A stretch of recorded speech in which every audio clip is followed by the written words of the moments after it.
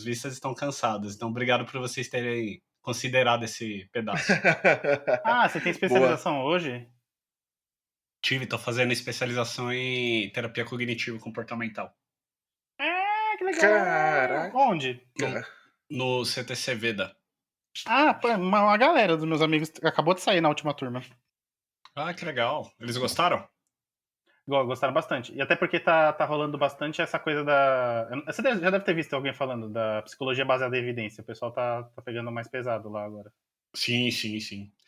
O legal do Veda é que eles têm um modelo internacional de treinamento de terapia cognitiva, né? Uhum. Eu acho massa que terapia cognitiva comportamental, a sigla é TCC, e você fala, eu tô estudando TCC. Fala, cara, eu odeio TCC, né? Pois é. Fiz durante a faculdade, achei Aí uma já bosta, tem uma transposição já. O cara chega na terapia já odiando o psicólogo. É tipo isso.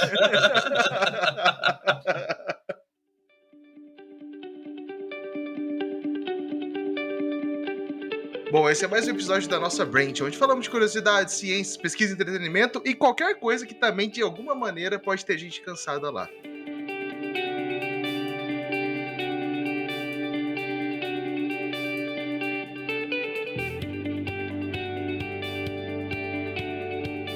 E antes de mais nada, vamos apresentar quem está participando dessa pauta. Bom, primeiro, né? Eu, Fernando César, debutando, né, aqui na Branch do Devs Cansados. Primeira vez que eu estou hosteando um episódio desse. Vamos apresentar os outros participantes que estão por aqui hoje. Opa, galera, tudo bom? Eu sou o Vitor Antunes, eu sou dev, bastante cansado daqui de Natal e eu definitivamente deveria fazer terapia. Né? Oi, pessoal, meu nome é Bruce, sim é nome de cachorro, e eu sou formado em psicologia, fiz meu mestrado em neurociência e cognição, e em breve serei doutorando em neuroradiologia. Ô, louco! Aí sim! Oi, gente, eu sou Deise, falando oficialmente da capital dos bares, BH. Sou psicóloga também, trabalho com psicologia organizacional há uns 8 anos aí, com recrutamento, e há 3 anos recrutando para esse mercado maravilhoso de TI. Ô, louco! Sério? Mas tá bom, eu te entendo. Já te entendo Ironia, todos os problemas que você vai falar. Oi, gente, tudo bem?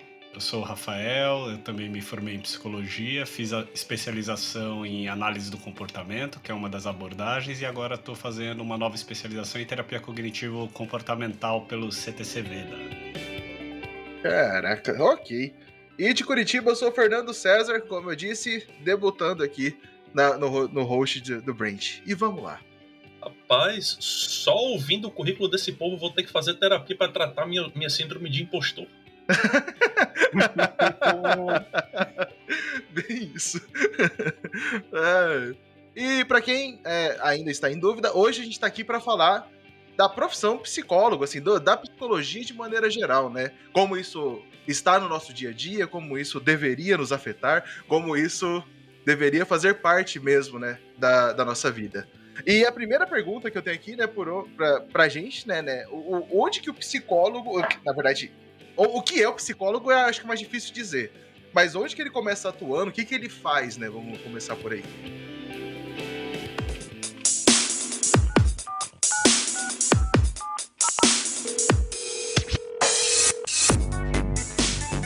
Quando a gente entra na faculdade, né, tipo assim, já começa aquele monte de questionamento, porque a área da psicologia é uma área muito grande, né?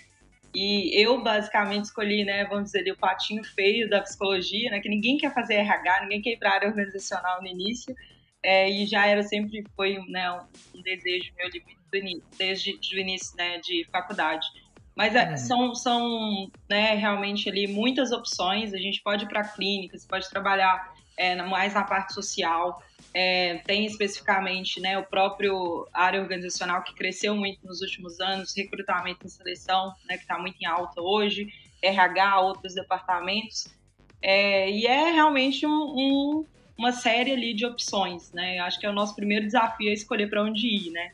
Eu escolhi a organizacional, fui caminhando aí por esse período desde muito nova, né? Então tem muito tempo já que eu trabalho com recrutamento e seleção mais especificamente, fui aprofundando, especializando mais.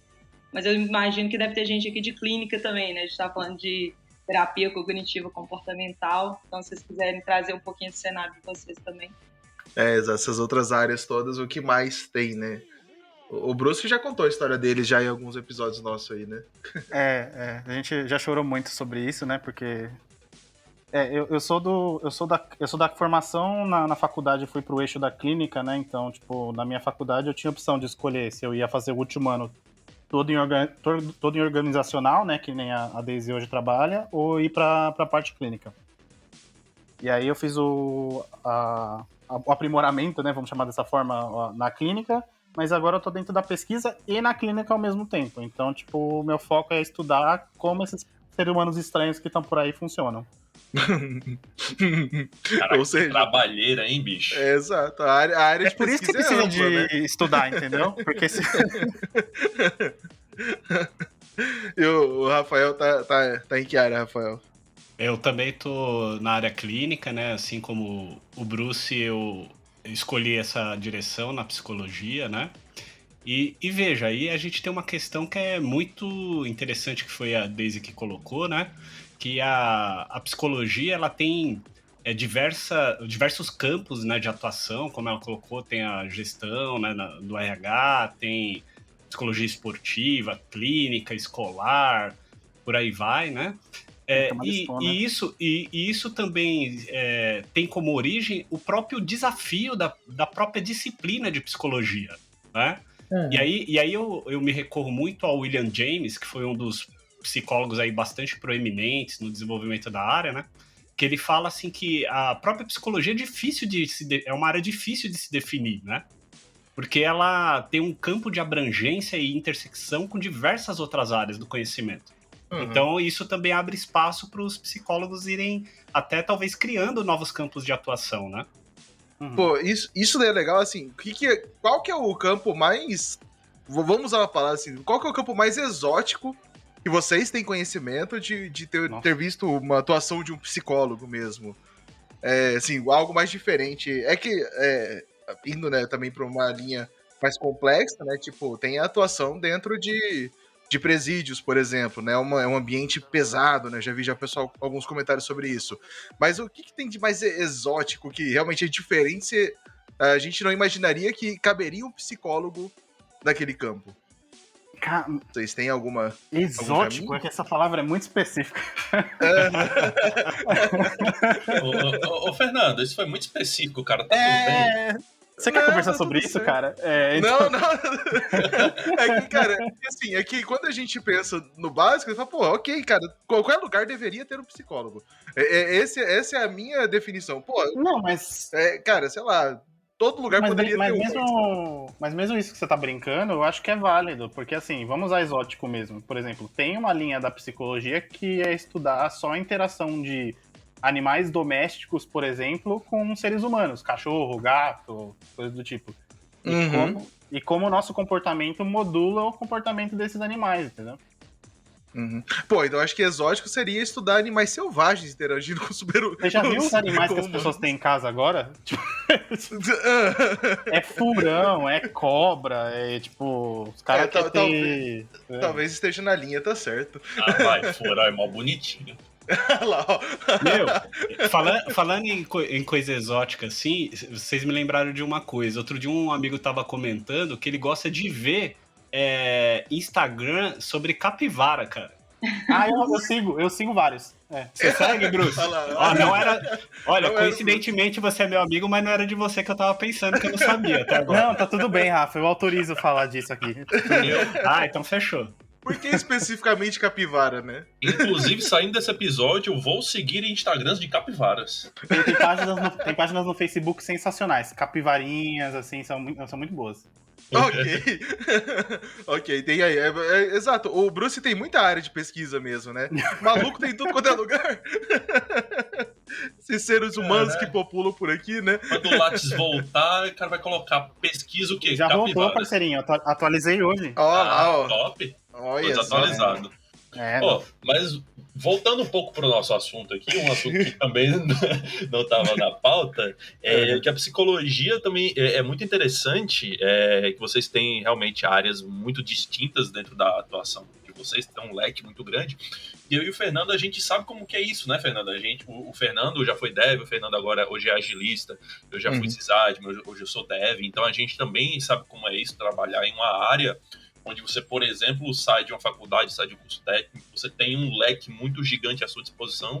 Isso, às vezes, pode ser tão inspirador, tão motivador, quanto assustador, né? E aí eu queria que vocês falassem um pouco sobre como é isso de pensar em qual área você se identifica mais, se é trivial, se é fácil ou recorrente vocês mudarem de área, como que é isso?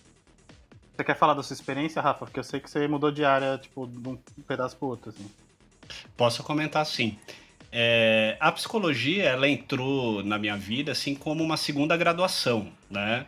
Eu era funcionário público, trabalhava em outra área que não tinha nada que ver com psicologia, né? Era uma área assim totalmente burocrática, papelada, aquela coisa e tal. E estava insatisfeito mesmo, né, com o caminho que eu estava levando, até que eu escolhi fazer uma nova graduação e ela não veio à toa, né? Porque eu tinha uma formação anterior em letras. Então, quando a gente tem formação na área da educação, a gente tem um pouco de contato com a psicologia, né? Então, um pouco do conhecimento que eu tive lá me chamou muita atenção da área da psicologia, né? Sobre essa perspectiva de compreender um pouco como as pessoas funcionam, né? E a partir daí eu escolhi, fiz a formação e nunca tive, assim, talvez pela minha vivência, né, numa outra área e tal, eu nunca tive interesse por outras áreas da psicologia que não a psicologia clínica, né? Me chamou muita atenção, assim, eu não sei dizer as variáveis que influenciaram o meu encantamento pela psicologia clínica especificamente. Mas eu sei, eu talvez entenda porque eu não fui para a área corporativa, porque como eu já trabalhava, né, embora num regime do governo, mas como se fosse uma empresa, né, estatal, então eu não queria mais estar naquele ambiente. Então provavelmente isso me direcionou também para olhar um pouco mais para a clínica, sabe? Pra não querer passar perto, né, do corporativo. Exato, é isso mesmo. Gente, tô aqui, hein? Exato. Deis, me tira uma dúvida. Eu tenho muita curiosidade de saber, porque eu nunca tive do lado de lá da cerca da clínica barra organizacional, né? E eu queria entender como é que as pessoas percebem quando você decide. Como que as pessoas em volta de você na faculdade decidiram que, eita, a Daisy realmente vai para organizacional. Como é que eles lidaram com isso? É engraçado você falar isso, assim, porque eu entrei, né? Eu escolhi fazer psicologia já direcionada para organizacional. Então, assim, meu segundo período eu já fazia estágio dentro de organizacional. Ah, que legal. E todos os meus professores falavam comigo que eu era clínica, né? Então, assim, até assim, o 10º período, meus professores e até muitos colegas de classe assim, tentavam me convencer de que meu lugar não era na organizacional. Isso eu acho que é muito também, assim, eu acho que tem um certo preconceito no sentido de pré-entendimento mesmo, assim, né? Muita gente não conhece de fato a área organizacional e muitas escolhas eu vejo, né, de estudantes de psicologia, assim, às vezes acaba tendo uma organizacional no sentido, não tenho dinheiro para abrir uma clínica, não consigo agora ter cliente suficiente, né, e acaba indo ali para a organizacional como uma segunda opção. E eu, basicamente, não acredito que tem como você fazer algo se você realmente não tiver paixão por aquilo. E aí eu acho que isso acaba desqualificando, né, um pouco a área organizacional, porque às vezes você tem muitas pessoas que estão ali, mas que não queriam estar ali, né? E aí eu vejo isso, né, como um problema, assim. No meu caso, eu acho que quando eu comecei a ter algumas disciplinas organizacionais, que são poucas, né, nós sabemos, dentro do curso de psicologia, eu já tinha um domínio muito grande para falar, né, para participar. Então, assim, eu quase dava aula junto com o professor, né? Então, eu ia para frente, apresentava, trazia, né, um real case ali da empresa que eu já fazia estágio, que eu trabalhava. E aí eu acho que as pessoas foram incorporando, né, um pouco assim, realmente, eu acho que a Daisy vai para esse caminho. Mas sofri preconceito, assim, muita gente ficava me questionando, assim, realmente, né, por que eu ia para organizacional, por que eu ia para a clínica, não iria para a clínica, né? Mas eu sou muito feliz, assim, com a escolha, tive bastante convicção depois, quando eu aprofundei um pouco mais também na parte de coaching organizacional, quando eu descobri realmente que eu queria aprofundar em recrutamento, e foi isso, assim, sabe? Fiz muito estágio em clínica também, eu acho que é muito importante, às vezes você tem um direcionamento durante a faculdade, mas, né, testa outras coisas, né? Então, Sim. assim, eu fiz estágio, fiz 1 ano de estágio em clínica, né, dentro da faculdade, trabalhei num presídio também, fiz estágio num presídio, você dava Eita. Caraca. pesado, experiência muito difícil, mas eu também quis experimentar para confirmar um pouco aquela minha escolha, né? E aí eu fui tendo cada vez mais convicção, e aí, assim, antes de sair da faculdade, eu já trabalhava CLT full, então, assim, já estava, né, com a carreira ali bem direcionada, e aí foi só evoluindo mesmo, né, dentro da área. E assim, como é fácil a transição, por assim, vocês estão usando o termo, né? Tipo, de clínica para organizacional, ou também o contrário, ou tipo, é fácil a transição entre áreas? Eu não sei com vocês, mas, por exemplo, eu tive muitos amigos que fizeram a transição tanto indo pro RH quanto voltando do RH. Muitos mesmo. Sim. E tava muito relacionada com o que a Daisy falou assim, tipo, não tem como você fazer uma coisa que você não é apaixonado. Então, tipo, sei lá, trabalhou no RH durante muito tempo para estruturar e ter grana para ir para a clínica de vez, ou o inverso, trabalhou muito tempo na clínica, não gostava desse estilo de trabalho e falou, preciso de uma coisa mais regular, mais certa, talvez, e o RH ele acaba tendo essas vantagens também. É sempre possível, eu acho que, né, principalmente eu trabalho com recrutamento e seleção, entrevisto muitas pessoas, e realmente, assim, você vê muitas pessoas mudando de área, né, às vezes não especificamente dentro daquele mesmo núcleo, né, no caso a gente está falando aqui de psicologia de forma geral, mas às vezes áreas completamente diferentes, e eu acho que é isso mesmo, a gente tem que ir atrás do que a gente gosta de fazer, do que a gente, né, sente ali mais confortável, sente mais paixão. E eu vejo muita gente também conciliando os dois, né? Eu tenho muitos colegas de trabalho que trabalham dentro da organizacional e também atendem, né? Também atendem. Hoje, acho que principalmente aí né, depois da pandemia, assim, a questão do atendimento online, ela cresceu muito, né? Fica mais fácil hoje, assim. Então, eu vejo muitas pessoas também conciliando, né? As duas áreas, assim. Então, é bem legal. Me tira só uma dúvida, assim, porque eu não sei como funciona mesmo, mas eu imagino que muito do preconceito relacionado ao RH, tanto de quem é psicólogo mesmo quanto do leigo, está relacionado a talvez não entender qual é a função do psicólogo nesse lugar. Você poderia contar, tipo assim, como funciona? O que objetivamente o psicólogo faz dentro do RH e que as pessoas falam, meu Deus, então é por isso. Então realmente precisa de um psicólogo lá, né? Porque às vezes parece isso, né? O quanto realmente precisa ou não, mas boa. Não, faz total sentido. Eu entendo que muita gente tem uma noção muito errada do RH, com a função. Nossa, por que essas entrevistas? Por que você está fazendo essas perguntas para mim? Não é só trabalhar, não é só codar aqui dentro dessa empresa? Então, eu acho que é importante as pessoas entenderem a função de um psicólogo na equipe, assim, sabe, do RH. Sim. O que eu posso, assim, claro que, assim, depende muito do contexto corporativo que você vai estar envolvido, né, da estrutura dentro daquela organização, mas eu, por exemplo, né, que fui me especializando mais na área de recrutamento e seleção, é muito diferente o tipo de análise e o nível de profundidade que um psicólogo consegue fazer e avaliar um profissional na hora de uma entrevista, de fazer linguagem, né, fazer leitura de linguagem corporal, perguntas por competências, onde que, né, às vezes, assim, as pessoas falam, nossa, mas às vezes já aconteceu assim, de entrevistar e falar, como assim? Você tinha uma bola de cristal, né? Que na hora que você escreve seu laudo ali, que você descreve o profissional, você vai em pontos muito específicos. Isso eu acho que é muito desse nosso treino que a gente tem durante a faculdade, em tudo que a gente continua estudando, né? Porque nunca para, que vai treinando muito, né? Essa escuta ativa. Eu sempre falo, assim, a mesma escuta que você deve ter numa clínica, quando eu estou entrevistando um profissional, que eu estou ali 1 hora com ele, eu preciso ter uma escuta que é 100% ativa, né? Eu preciso de, às vezes, uma palavra ali mínima que para uma outra pessoa não pode ter valor nenhum, para mim vai dar um indício total de quem que é aquela pessoa que eu estou falando, se é uma pessoa, né, que tem um perfil mais introspectivo, se é mais uma pessoa mais dinâmica. se é uma pessoa que lida melhor com conflitos, porque isso vai fazer muita diferença onde que eu vou colocar essa pessoa, né? Que eu digo no sentido, qual projeto que essa pessoa vai trabalhar.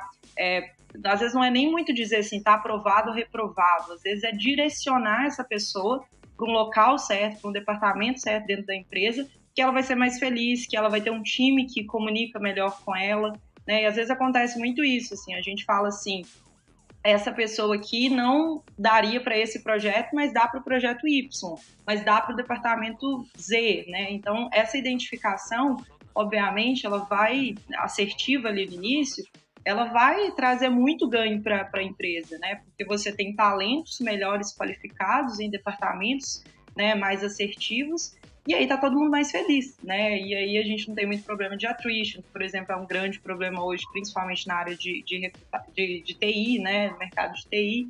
Então, assim, dentro da minha perspectiva mais específica de recrutamento e seleção, a entrevista, né, comportamental que a gente faz ali com nível de profundidade, quando ela vem de um psicólogo, ela tem um nível, né, de um olhar ali muito mais assertivo no sentido do que a gente aprendeu mesmo, né? Do que a gente estudou para se tornar. Então, eu acho que é mais ou menos isso. Mas é uma escuta diferenciada mesmo, assim, no geral. A Daisy falou um termo aí, attrition. Você pode explicar, Daisy? Desculpa. É porque eu trabalho na empresa americana, gente. Então, assim, eu falo muita palavra em inglês, assim, não é chatura, prometo, tá? É realmente natural.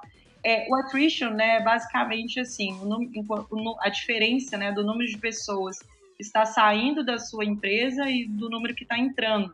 Então, assim, qualquer empresa, quando contrata um talento, quando identifica um talento no mercado, você quer manter esse talento, né? Então, um talento vai trazer resultado, vai trazer, né, ganho para a empresa, vai trazer novas ideias, né, obviamente.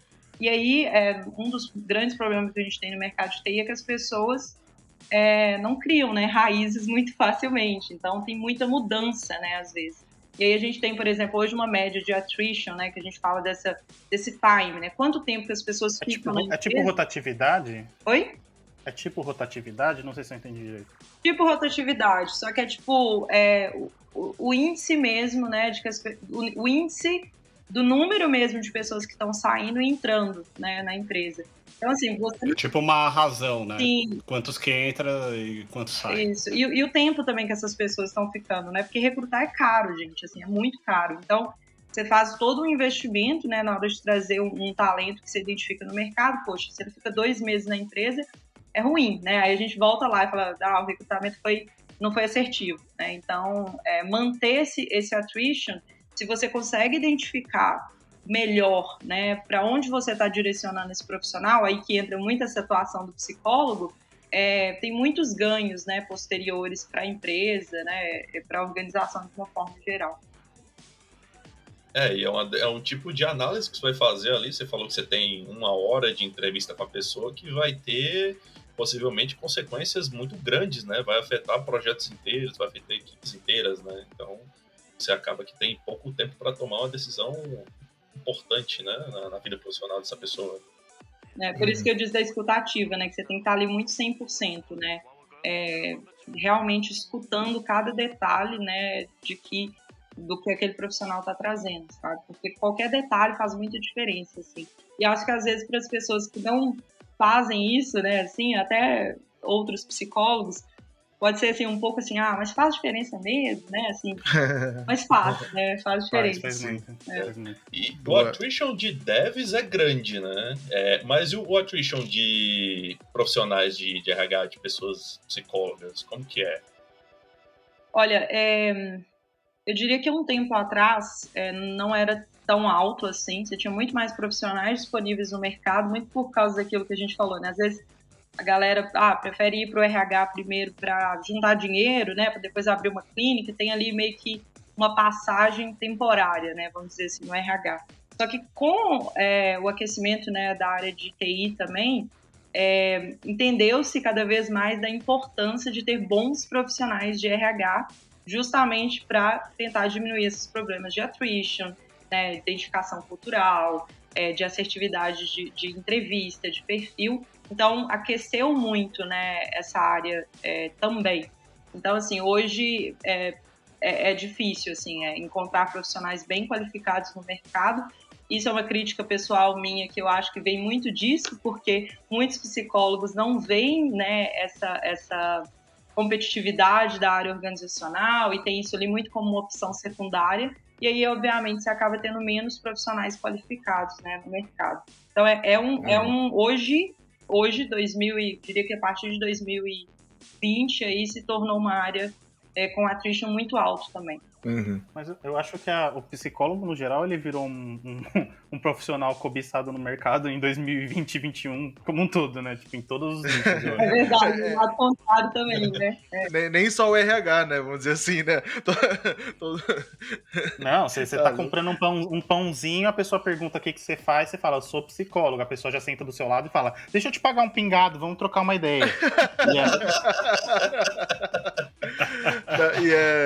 E aí, assim, né? Acho que então pra gente complementar, pô, a Daisy falou bastante, né, do psicólogo no RH e o psicólogo na clínica, né? Assim, o que a gente tem de mais comum, né? O que é a terça-feira chuvosa do psicólogo na clínica? Porque essa era a minha dúvida, algo que eu tava até com vontade de perguntar já faz um tempo, porque eu acho que foi a Daisy ou foi o Bruce que falou que tem algumas... A clínica, por exemplo, tem um ambiente um pouco mais dinâmico e tem gente que escolhe ir pro corporativo, pro RH, porque quer, entre aspas, uma rotina um pouco mais previsível, aquelas 8 horas, né? Como que é o trabalho, assim, se vocês puderem falar, como que é o trabalho de você trabalhar em clínica e ouvindo, né, entre aspas, problemas de pessoas diferentes? Como que é isso? Acho que o Rafa tem mais propriedade do que eu pra falar isso. Posso comentar, Bruce? E você também, Bruce, né? Tem bastante. Eu acho que sim, a clínica tem um pouco dessa característica que a Daisy salientou, né? Que muitas vezes a pessoa acaba escolhendo o RH por conta de uma certa segurança financeira, né? Porque quando a gente sabe, porque tem um outro fator aí importante que na nossa formação, pelo menos na minha, né? Eu posso falar pela minha, na faculdade, a gente não tem nenhuma dimensão de como se posicionar no mercado, por exemplo. Nossa, né? sim. Então, como captar clientes, se eu tenho Mídias uma sociais. mídias sociais, como que eu posso me divulgar de uma forma ética, responsável, eu compro uma clínica, alugo uma sala, o que eu faço? E as questões burocráticas de documentação, né, legislação e por aí vai, né? Pagamento de impostos e tudo mais. Né? Então, assim, tem uma série de responsabilidades éticas, técnicas e de profissional mesmo, de carreira profissional, que a gente não tem nenhuma orientação com respeito a isso. Então, acho que um primeiro susto, assim, que talvez aconteça com a maior parte dos estudantes de psicologia que optam pela clínica é justamente, tipo, a seguinte frase que eu já ouvi algumas vezes, Bruce, talvez você deva ter ouvido também, e a Daisy também, que é, terminei a faculdade, e agora? O que eu faço? Né? Mas, assim, em defesa, não é só o psicólogo que sente isso. Assim, acho que boa parte das profissões que tem mais de uma vertente dentro da faculdade é que você fala, e agora? Né? Aí você chega no final, você fala, tá, e pra onde eu vou, né? Uhum. É que no caso da clínica especificamente, você sai agora e imediatamente esses problemas estão batendo na tua cara. Entendeu? Tipo assim, a gente não tá falando do espaço de, sei lá, 6 meses. A gente tá falando, tipo assim, semana que vem você tem que descobrir como faz isso. Tudo isso. E um cara que tem anos de profissão vai saber. Uhum. É que eu acho que a gente também comentou em algum episódio de Devs Cansados que o dev não sabe se vender, né? Ele não sabe se posicionar a hora que ele termina. Na verdade, sim, né? Ele não sabe nunca. Não vou nem falar quando ele termina a faculdade. Ele não aprende nunca pro resto da vida. Não sabe como cobrar, não sabe como valorar o trabalho dele e um monte de coisa. E o psicólogo precisa aprender isso mais rápido, né? Ele precisa dessa coisa logo que ele termina. Entendi o que você quis dizer, Bruce. Faz sentido. Exatamente, Dev. Né? E veja, isso que vocês colocaram é tão importante porque a gente precisa lembrar também assim, que muitas das pessoas que acabam fazendo faculdade, elas muitas vezes precisam trabalhar logo em seguida para dar conta da vida, né? Tirando uma exceção ou outra que tem uma segurança familiar financeira um pouco melhor, né? Penso que no Brasil a maioria das pessoas que estão no nível superior estão igual a Daisy, ralando, fazendo estágio, né? Como eu também, que já tinha um emprego fora, o Bruce também trabalhando e tudo mais, para poder, inclusive, pagar a faculdade. Pagar a né? faculdade, os xerox, Exato. né? Na época tinha. Os xerox, a biblioteca que a gente tem que ir montando, né? Porque os livros são caros e Sim. agora Nossa. mais ainda tal. Então, assim, e os treinamentos também que a gente quer fazer, né? Então, por exemplo, durante a graduação, fora a graduação, eu fiz muita coisa boa gratuita que a gente tem um pouco na área, né? E muita coisa também que eu tive que dispensar um valor assim bastante importante para contribuir para a formação, sabe? E como eu já estava com esse enfoque mais clínico, então eu queria, né, já ir me aprofundando um pouco mais, porque a faculdade também, em alguns quesitos, deixa um pouco a desejar na formação, sabe? Então essa é uma questão que entra muito na clínica também. Eu acho que é importante mencionar essa coisa de quanto custa a formação, porque é uma discussão que estava tendo no Twitter hoje, como o próprio Fernando comentou mais cedo. E assim, as pessoas elas têm uma dificuldade de entender que é importante a gente valorizar o atendimento do psicólogo na clínica, a função do psicólogo no RH, que também tem que ter... As pessoas acham que essa entidade que resolve os problemas de soft skill na organização, elas são duendes mágicos que aparecem e desaparecem, e que não come, entendeu? Então, assim, não come, não tem direito a férias, essas coisas. Então, quando a gente fala que é importante valorizar a profissão, porque, assim, não é porque por um puro luxo de, eu quero cobrar caro porque psicólogo é uma questão elitista no Brasil, por mais que seja.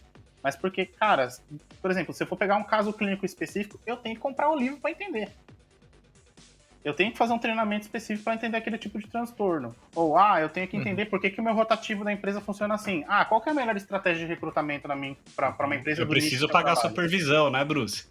Exato. Fazer terapia, né, também, para dar conta, né? Exato. Nada sai de graça nessa conta, e aí a ideia de que, por exemplo, as pessoas confundem psicoterapia ser acessível com eu posso pagar meu psicólogo ou o meu funcionário do RH, colaborador do RH, com um pão de queijo, entendeu? Caraca. É foda isso, né? E a gente vê isso em todas as áreas, né? Todo mundo precisa também entender que é importante você saber quanto custa o seu trabalho e é complexo uma pessoa de fora querer questionar, né, o quanto você julgou aquele valor que você cobra, né? Mas isso daí, se a gente começasse a entrar nesse assunto, a gente ia ficar aqui 2 horas falando só disso, só. Então, eu posso colocar só mais um ponto que eu acho que é importante, né? Pode sim. E aí, em contraposição ao que a Daisy estava colocando, quanto à área do RH, né, que tem uma certa segurança, um emprego mais estável, a clínica, a gente tem insegurança total, né? De um ponto. Então, se você não tiver essas informações que a gente estava falando, não souber planejar a tua carreira, ter uma certa organização financeira e algumas habilidades nesse sentido, né, de administração, digamos assim, própria dos seus recursos e da sua agenda e de como captar clientes e divulgar seu trabalho, muitas vezes vai acontecer o que a gente ouve, né, de colegas assim que até tinha uma alta habilidade, poderia ser um ótimo profissional, só que acabou se decepcionando com a clínica, sabe? Aí acaba voltando a trabalhar com outra coisa, a trabalhar em outra área, né? Que é muito comum isso também. Uma dúvida, Rafa, porque assim, né, essa sua fala me despertou muito para isso, né? Você vê o nosso currículo, né, de psicologia, não tem nada, né, assim, voltado para isso. Realmente, assim, a gente sai da faculdade sem preparação e visibilidade nenhuma para o mercado, né? No seu caso, você procurou, né, algum caminho ali específico, assim, de fazer curso, você foi aprendendo, né, no dia a dia mesmo? Como é que foi isso, assim, você ir direcionando sua carreira na clínica? Olha, foi um pouco curioso, viu, Daisy? Porque eu conversei com pessoas que já eram mais experientes do que eu, então psicólogos que já tinham mais tempo de área, que me deram algumas orientações, né? E fiz curso também, né? Hoje tem pessoas que fazem curso só dessa parte burocrática, sabe? Que a gente não tem domínio nenhum e às vezes não é nem psicólogo, né? Então é pessoa, por exemplo, da contabilidade, que manja de toda a legislação, de como abrir empresa, o que o psicólogo precisa ver, sabe? Né? Então tem muita pessoa boa aí também dando esses treinamentos. E aí eu recomendo assim demais que quem for se aventurar pela clínica também inclua na sua meta aí desenvolver essas habilidades, porque vai ser importante para tocar a carreira, né? Não, total, Não, né, como você disse o exemplo, né, de que às vezes você até vê, às vezes o não sucesso ali, né, da carreira pode ser por causa desse detalhe, né, de uma falta de planejamento, de uma falta de entendimento mesmo, né, porque não é só a clínica em si, né, tentar resolver ali o caso, tem várias outras variáveis, né, que envolvem. Legal. O drama do PJ com o desenvolvedor, né, que ele não sabe, o PJ é bom, não é, CLT é bom, não é, qual que é a diferença entre eles? Com isso, viu? Tentar ajudar, né, um dev a fazer essa conversão de PJ para CLT, assim, Nossa senhora. Assim, porque há muitas variáveis. O psicólogo de clínica é basicamente o PJ, o organizacional é basicamente o CLT, né? Se a gente fizer eu vou além. O psicólogo da clínica não é o PJ. O psicólogo da clínica é o freelance contínuo. Bem isso, viu? E vocês têm uma restrição ainda que vocês, eu acho que é a Deise que falou, vocês não podem fazer propaganda, né? Vocês têm um código de ética, tem umas né? restrições, Sim. Eu sempre tive curiosidade. Como que funciona isso? Boca a boca, né? Recomendação de psicólogo é boca a boca. A gente pode sim fazer divulgação do nosso serviço, só que tem o nosso código de ética que coloca algumas restrições. Então, por exemplo, a gente não pode divulgar o nosso serviço colocando o preço como um destaque, né? Como um chamariz para o nosso trabalho. A gente tem que sempre identificar os nossos dados profissionais, então o nome completo, usar o nosso código do CRP, né? Então tem algumas questões éticas assim bastante importantes que a gente precisa se atentar.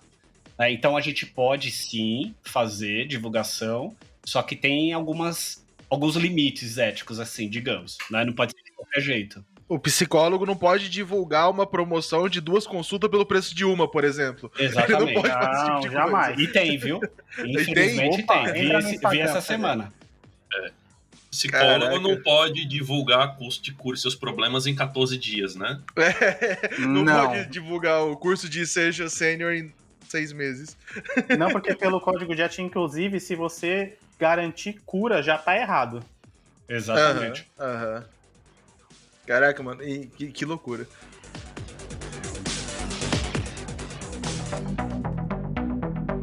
Mas assim, tem um ponto, né, que o psicólogo em si, ele se relaciona com várias outras áreas e que, assim, eventualmente o pessoal confunde até mesmo qual que é a responsabilidade, né? O básico é que lá, né, psicólogo e psiquiatra, né? O que é a diferença? E tem outras áreas também que eventualmente o pessoal pergunta, né, acho que imagino que no RH também pergunta do administrador, entendeu? Qual que é a diferença e tal. E assim, vamos tentar pelo menos uma lista básica de algumas diferenças dessas áreas que vocês se relacionam.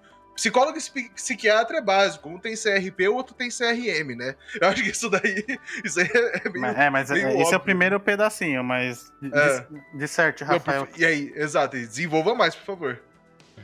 Exato, né? Então, assim, Então, a primeira diferença foi o que o Dev colocou aí, né? Que o psiquiatra, ele tem uma formação em medicina, né? E o psicólogo, né? Pelo próprio nome já diz, tem uma formação em psicologia, né? Então, essa é a primeira diferença, o tipo de formação, né? A segunda diferença vai ser o escopo de intervenção, né? Então, o psiquiatra, ele vai olhar para questões socioculturais também, mas com uma ênfase maior na questão biológica do desenvolvimento, por exemplo, de alguns transtornos emocionais, né, ou transtornos mentais, né? E a partir daí ele vai recomendar alguma terapêutica, né, que muitas vezes inclui o uso de psicofármacos, tá? Que são os famosos antidepressivos, por exemplo, tá? Agora, o psicólogo, ele vai olhar para a pessoa do ponto de vista biopsicossocial, sempre, né, considerando aspectos do comportamento em todos esses níveis, né? E ele vai, a partir da abordagem que ele tiver, que as abordagens da psicologia, por exemplo, a TCC, cada uma delas tem uma compreensão de como o comportamento humano, as emoções e os pensamentos influenciam o funcionamento daquela pessoa, né? E as variáveis contextuais relacionadas a isso. Então ele vai fazer uma avaliação nesse sentido e a partir daí, né, ele vai fazer, por exemplo, dentro da TCC, o que a gente chama de formulação de caso, que é uma compreensão do funcionamento daquela pessoa, para estabelecer junto com ela, de forma colaborativa, um plano de tratamento de acordo com as metas que ela quer atingir, e a partir daí, dentro de uma perspectiva baseada em evidência, esse profissional ele vai escolher as melhores estratégias que têm evidências científicas de eficácia e vai ajustar essa estratégia para, junto com o cliente, treinar, por exemplo, algumas habilidades para que ele possa ir mudando esse funcionamento dele e atingindo os seus objetivos, seja em quais esferas forem, por exemplo, na vida pessoal, no trabalho, no lazer e por aí vai, né, em conexão com os seus valores. Tá? Então, o psicólogo, por exemplo, ele não vai poder recomendar nenhum tipo de medicamento. Tá? Ele não vai poder, por exemplo, recomendar dietas, por exemplo. Né? Tudo isso vai ter que ser trabalhado em conjunto com outros profissionais, por exemplo, o psiquiatra, por exemplo, o nutricionista ou a nutricionista, tá bom? Caraca, inclusive, esse aí é um ponto importante. Então, assim, além do básico, o psiquiatra, quem mais, né, seria estar nessa equação de relação com o trabalho do psicólogo, né? Você falou nutricionista e qualquer outra área médica pode ser envolvida? Qualquer outra área médica. E fora dela área também, médica, desculpa. Né? Fora dela também. Qualquer outra área ideia médica. É que a interface com esse outro profissional, seja lá qual ele for, ela é baseada na demanda da pessoa. Uhum. Então, sei lá, vamos supor que um chute no escuro completamente hipotético. O meu paciente, ele tem um sonho desde muito pequeno de ser, sei lá, barman. Uhum. E aí, só que ele tem um problema de... Ele é muito tímido, então ele tem muita dificuldade de interação com o público. Então, ser barman, que é, sei lá, interagir com o público o tempo todo, é uma tarefa muito complicada. Uhum. Em determinado momento, a depender da intervenção que você vai fazer, o ideal é que esse cara se exponha a esse cenário de ser barman, pelo menos por um dia, sei lá, ou conhecer pessoas da área, ou interagir com esse ambiente. Então, a ideia é que, por exemplo, ter um barman na manga, vamos dizer assim, para ele trocar ideia, para ele aprender alguma coisa, ou ele receber alguma indicação, seria importante. Isso vale para N outras coisas, mas assim, no clássico da clínica, você vai pelo menos interagir geralmente com o psiquiatra ou outras especialidades médicas, o nutricionista, muito frequentemente agora, depois que a gente tem evidência boa de eficácia de exercício físico, então geralmente Você vai falar com o educador físico também. Uhum. Mas o ideal, para seja lá quais profissionais estiverem nessa equipe multidisciplinar, é que eles conversem e alinhem o que ele vai fazer. Não dá para o psiquiatra ter uma linha de atuação e o psicólogo ter outra, o nutricionista ter outro, e aí ter conflito entre essas intervenções. Né? Exato, porque aí pode acabar sendo iatrogênica, né, Bruce? No sentido de você tá fazendo uma intervenção que vai para um caminho na terapia e o exercício físico tá levando para outro, por exemplo, né? E aí começa a ter problemas. Caraca, então assim, realmente a gente fala, né, no desenvolvimento de software a gente precisa de times multidisciplinares, então vocês também têm esse cenário aí de ter pessoas com várias disciplinas e que estejam com o mesmo objetivo, né, também, que estejam caminhando com a mesma estratégia. Pô, excelente mesmo. A Daisy pode comentar melhor como funciona o RH, porque no RH, por exemplo, com certeza o psicólogo vai ter interface com áreas que são menos típicas, vamos dizer assim, da psicologia, né? Uhum. Não, com certeza, assim. Não só dessa discussão aí eterna, né? Psicólogo versus administrador, quem é melhor para o seu RH, né? mil fóruns, né? Tipo, descubra aqui quem é o melhor para contratar. Eu acho que é muito da linha, assim. Cada um tem o seu papel, né? Eu acho que o administrador ele tem um conhecimento técnico de coisas que o psicólogo não faz a mínima ideia, obviamente, porque a gente não vê isso na faculdade, principalmente questões matemáticas, né, assim, muito específicas, que são importantes também quando a gente está falando de um ambiente corporativo, obviamente, assim como, né, o psicólogo tem uma série de conhecimento, aquilo que eu falei, né, dessa profundidade ali na entrevista, dessa escuta mais clínica, de um olhar mais apurado, que é o que a gente foi treinado, né, durante a faculdade, tudo que a gente estuda ali também depois para desenvolver. E aí, assim, a gente acaba, né, no ambiente organizacional, tudo, né, envolve pessoas, né, então, acho que até esse ganho, assim, né, de que as pessoas têm olhado mais para o RH como área estratégica, né, como uma das principais áreas dentro das organizações, é porque está muito claro, né, de que pessoas é o que move, né, qualquer organização. Isso não precisa ser psicólogo para saber, né, qualquer pessoa que tem um mínimo ali de entendimento percebe isso.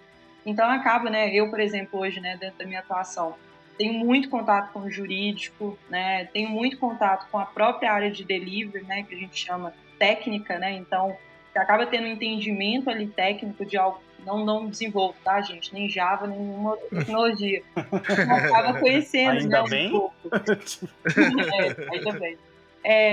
Para ter esse entendimento mesmo, né? Porque é diferente, às vezes, né? Quando a gente fala de um mercado específico de Java para um de .NET, por exemplo, né? Você pega linguagem, você tem especificidades ali de perfis, né? Entre as linguagens, entre os grupos. Você pega, por exemplo, a área de PMO um pouco diferente. Então, a gente acaba ficando exposto, né, como RH, como psicólogo ali organizacional, com várias outras áreas, né? E aí eu acho que é o que muita gente às vezes pensa assim, fui para RH, sair da área de psicologia. Não, é saber usar o conhecimento que você tem, né, agregando com essas outras áreas, um objetivo final comum, né, que obviamente é gerar resultado para a empresa, né, se a empresa não é filantrópica, ela quer lucro, né, não tem jeito. Então, assim, ajudar, né, nesse resultado, e sempre focando ali, né, nas pessoas, né, que é o que a gente entende mais, é o que a gente tem, né, realmente uma expertise ali para falar, para estudar, né, para gerir, né, por isso que é gestão de pessoas, né, no final da... Pô, legal, hein? Eu acho que eu tô na área da psicologia que é tipo, mais diversa, assim, dos três, pelo menos. Porque, como eu tô na academia, eu convivo com todos os profissionais imagináveis possíveis, assim, tipo, eu tenho, sei lá, eu sento do lado do matemático, almoço com o estatístico, janto com o médico e assim vai. Porque eu sou obrigado a tipo, dominar tantas áreas diferentes do conhecimento para fazer a pesquisa no nível bom de qualidade, assim, aceitável, que a gente acaba tendo que conviver com nichos que a gente nem falaria. Nossa, eu nem vi como é que funciona... Como é que é a Powerhouse of the Cell? Como é que é o nome dela em português? ATP? Mitocôndria? Mitocôndria, a mitocôndria, entendeu? Tipo assim, você tem que entender porque a mitocôndria funciona daquele jeito. Aí você fala, putz, tá. Mas isso é importante para entender comportamento humano? Putz, Aí você entende. Eu não sei quão claro isso é para os outros, mas assim, quando a gente entende esse micro, retroage muito na forma como você atua, por exemplo, como profissional. Então, se o neurônio dispara de tal forma, o neurônio conversa com outro neurônio de tal jeito, memória se consolida de tal forma. Então, quer dizer que eu deveria esperar comportamentos funcionando de um X jeito. Então, se tá fora desse escopo desse X jeito, eu já entendo que tem alguma coisa de diferente rolando ali. Então, bem ou mal, essa multidisciplinaridade na pesquisa ela é muito legal, assim, tipo, no sentido de que ela te traz informações que você nem imaginava que eram úteis. E você nem imaginava que existiam também, né? Às vezes você Nossa, estava lá e você fala, pô, pra quê? Existe isso, né? Nem sabia que tinha esse tipo de coisa, né? Não, tipo, eu até brinquei nesses dias nas redes sociais, tipo, numa semana eu tava estudando como a água, como ela dispersa dentro do tecido, na outra semana eu tava estudando como que o próton do elétron ele interage com o campo magnético. Na outra semana eu estava estudando como é que funciona a distribuição de oxigênio dentro do cérebro. Então, assim, essas várias coisinhas acabam agregando para o psicólogo no final do dia, porque isso me faz ser mais educativo com o meu paciente, inclusive.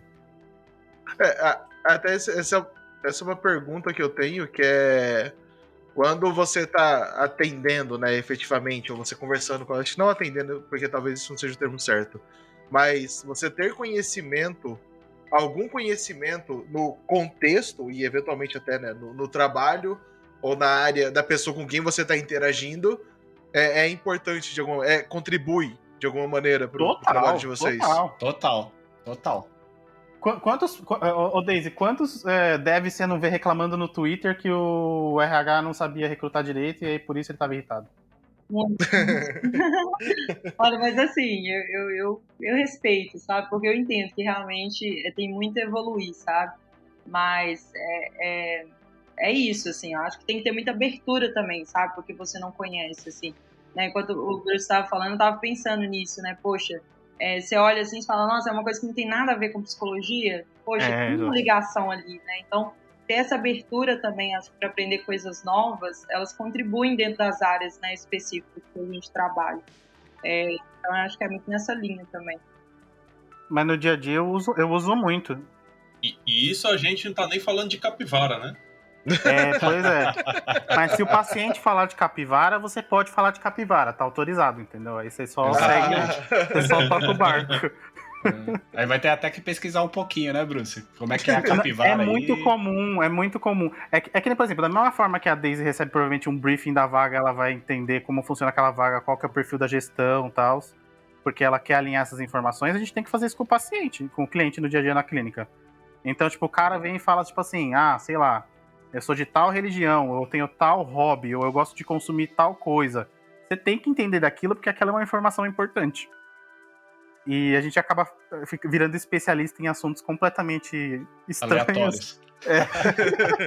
Justo porque a gente quer fazer o melhor trabalho, e o melhor trabalho implica entender as coisas que estão na realidade daquela pessoa, né?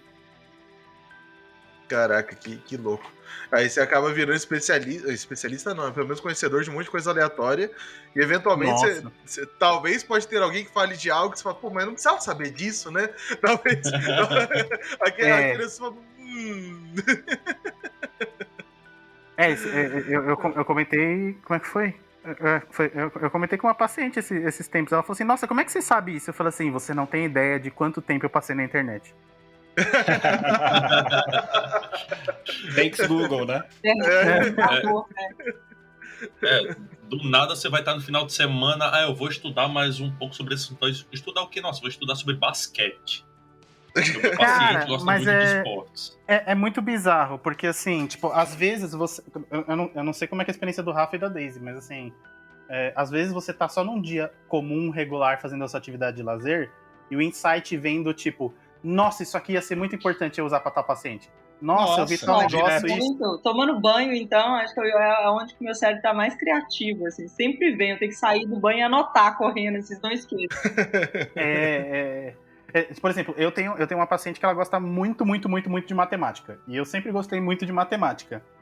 E aí, ela, por acaso, comentou um negócio relacionado a, tipo, exponenciais, assim, tipo, que pra todos os fins não importa aqui agora. Aí eu falei, porque tal exponencial, ele representa tal coisa, né? Ela falou assim, como é que você sabe disso? Achei que psicólogo não sabia matemática. Mas olha só, eu acho que geralmente não sabe mesmo, Bruce. Geralmente não é um foco de estudo, né? Mas deveria. É porque, gente, pro ouvinte que não conhece, o Bruce, ele faz tudo. Pra quem nunca entrou no boteco do Devs Cansados na sexta-feira. Agora tá explicado por que ele é psicólogo e gosta de matemática. Ah lá. Pronto. Mas agora a gente saquei! A gente meio que entende como é esse sentimento, né? Porque esses dias eu tava com um problema, eu passei 3 horas, quase uma tarde inteira pra tentar resolver, me levantei e fui lavar uma louça. Enquanto eu tava lavando a louça, a solução veio, né? Então, mas tem uma explicação, né? Tem explicação para isso, né, tensional para isso. Quando existe alívio de tensão, a resolução de problema ela aumenta exponencialmente mesmo. Quem fala muito sobre isso é aquele... Tá naquele livro Pensando Rápido Devagar, né? Rápido Devagar, do Daniel Kahneman, né? Esse livro tá sendo muito criticado agora. Muito criticado. Porque ele tem muito estudo mesmo no meio que não foi possível replicar. Então tem um pedaço do livro que você diz. É muito boa, né? Se ela realmente funciona, né? É diferente. Então, essa é a vantagem de você trabalhar, seja em que contexto for, alinhado com ciência de qualidade. Então, se hoje eu tô usando tal técnica para X função, seja lá qual for, e amanhã sai, por exemplo, um paper ou um livro me mostrando que não tem uma boa eficácia, seja qual o contexto desse for. Eu tenho a opção de, a partir daquele momento, não usar mais. Ou procurar uma outra melhor. Eu não tô dependente por exemplo, do meu PO falar assim, não, mas eu quero que faça de tal jeito, então não importa. Entendeu? Mas então quer dizer que a estratégia de dar uma pausa de 15 minutos pra ir lavar uma louça tá valendo. Porque eu cheguei à conclusão pra mim mesmo que eu falei, então tava me faltando louça pra lavar. Esse era o punchline, né, Vitor? Fala a verdade. Você tava segurando esse punchline. Ele começou essa piada, ele começou esse assunto já com a piada pronta, já. Mas psicólogo também faz isso, viu? Psicólogo faz muito isso. Planeja no atendimento, tipo, a sequência dos assuntos para que o paciente caia naquela pergunta específica. E aí ele pega e fala: eita, é mesmo, hein? Olha, olha aí, ó, táticas. Então é daí que você vê aqueles relatos das pessoas que falam assim no Twitter, nossa, eu fui pra uma sessão de terapia, eu fiquei numa crise existencial que o meu psicólogo virou minha vida do avesso, assim, com uma frase. Acontece. É isso e ponto. Tá revelado o segredo. Mais do que isso, ele vai precisar te matar, Bruce. Aqui Vitor. tem informação. Se revelar mais do que isso o segredo, você não vai mais poder existir. Não, mas as pessoas, que, por exemplo, esse é o momento de virada, né? Então tem toda uma construção antes de você fazer com que a pessoa chegue àquela conclusão, que ela reflita sobre o padrão que está acontecendo, o que é bom, o que é ruim. Então, depois que você construiu tudo isso, aí surgiu o momento de você falar a frase certa e mudar as coisas. Entendeu? Não é do vácuo que surge essa mudança também. Exatamente. Né? Tanto é que se você, a depender da pessoa, se antecipar demais, isso pode fragilizar a aliança terapêutica e a pessoa deixar de frequentar a terapia. Né? Opa! E aí se teve em algum momento que eu fui pra alguma terapia, foi exatamente aí que eu desisti de ir. Porque a pessoa só, tipo, não fez sentido a maneira como tá sendo conduzida as coisas. Falei, tá bom. Aí eu não voltei mais. Isso foi há 84 anos. Mas. Pô, revelando a idade. É a mesma coisa da gestão, né? Você tem uma gestão lá que não foi. Por exemplo, eu queria que a Deise comentasse porque eu realmente queria entender como funciona. Mas, por exemplo, você escolheu uma gestão que você considerava boa, porque tem o perfil, sei lá. E aí o cara, por qualquer razão que seja, tipo, isso é uma treta recente do LinkedIn aí, ele é abusivo. Como é que você resolve uma treta dessa que é soft skill puro? Eu ia até comentar, vou puxar um gancho antes, assim, de chegar lá. Mas, assim, é muito parecido também, né, quando a gente tá falando, por exemplo, de entrevista. Às vezes também a gente pergunta uma coisa, mas você quer descobrir outra coisa, né, e aí você faz uma pergunta, né, às vezes aberta, ou uma pergunta até muitas vezes negativa, porque a metodologia, por exemplo, de entrevista que eu uso, que é a metodologia de entrevista por competência, acho que geralmente as pessoas saem, né, com aquele sentimento de que foi negativo, né? Porque eu te pergunto, me fala um conflito, né, que você teve, me fala uma situação que não deu certo, que você perdeu o prazo, né? Então vai ser coisa muito ruim, assim. Mas não é porque você está querendo se identificar só uma situação ruim, né? Você está querendo entender, né, como que aquela pessoa age em diferentes situações. E aí, assim, por exemplo, né, num caso, né, como esse, assim, já aconteceu, né? Caso parecido, né, perto do cenário que eu trabalhava. A gente não consegue, né, suprir tudo, por exemplo, uma entrevista de 1 hora. Você vai tentar linkar ali de todas as formas para realmente entender, né, o perfil pessoal daquela pessoa e o que gera de valor para ela, e aí para ver se é coerente, né, com os valores da sua empresa, da empresa que você trabalha. E aí, por exemplo, né, obviamente hoje eu acredito que, né, isso não vai ser valor em nenhum ambiente corporativo. Aí não tem nada que você fazer, realmente ir ali e falar, olha, a gente teve uma incongruência aqui de valores, né, o que não tem valor para você tem valor para a organização, e às vezes realmente não tem nada que possa ser feito a não ser um desligamento, né. e olhar para dentro e pensar, tinha como eu ter visto isso antes? Tinha como eu ter percebido isso na entrevista? Às vezes a resposta é não, sabe, gente? Porque você não tem uma bola de cristal, né? Então, você tenta cercar, mas nem sempre, né, você vai chegar ali no conteúdo com a efetividade, né, assim, que você precisa. Mas não Tocou. mas- Peraí, tocou um telefone de É fundo a minha aí. comida que chegou aqui, gente. Não, então pega pode aí, ir lá depois atender. eu pergunto, Vai então. lá. Opa, Tá aqui, dá atende pra mim. chegou a pizza. Psicólogo come, viu? Psicólogo come. Olha só que loucura, nem imaginava isso. A gente não vive das lágrimas do paciente, infelizmente. Mas É que porque se só o sente mais líquido, né? forte Tem que com ter comida sólida também. Então. É que tem muito Corta essa, sódio. gente. Bem Tem lembrado, muito bem sódio. lembrado. Tem muito sódio, faz mal. Meu Deus. Até perdi o rumo de onde estava. Não, eu pedi o iFood e eu tô assim, não chega na hora que eu estiver falando, não chega na hora que eu estiver falando. A hora que eu tô falando, o interfone toca. Muito... Exato. Não é Murphy. Murphy trabalha de formas misteriosas, né? Não tem jeito. A minha pergunta que eu queria fazer era mais uma dica de vocês, a opinião de vocês sobre aquela pergunta que é muito feita no momento da contratação que eu não sei responder. Eu sempre invento alguma coisa diferente, cite um defeito seu.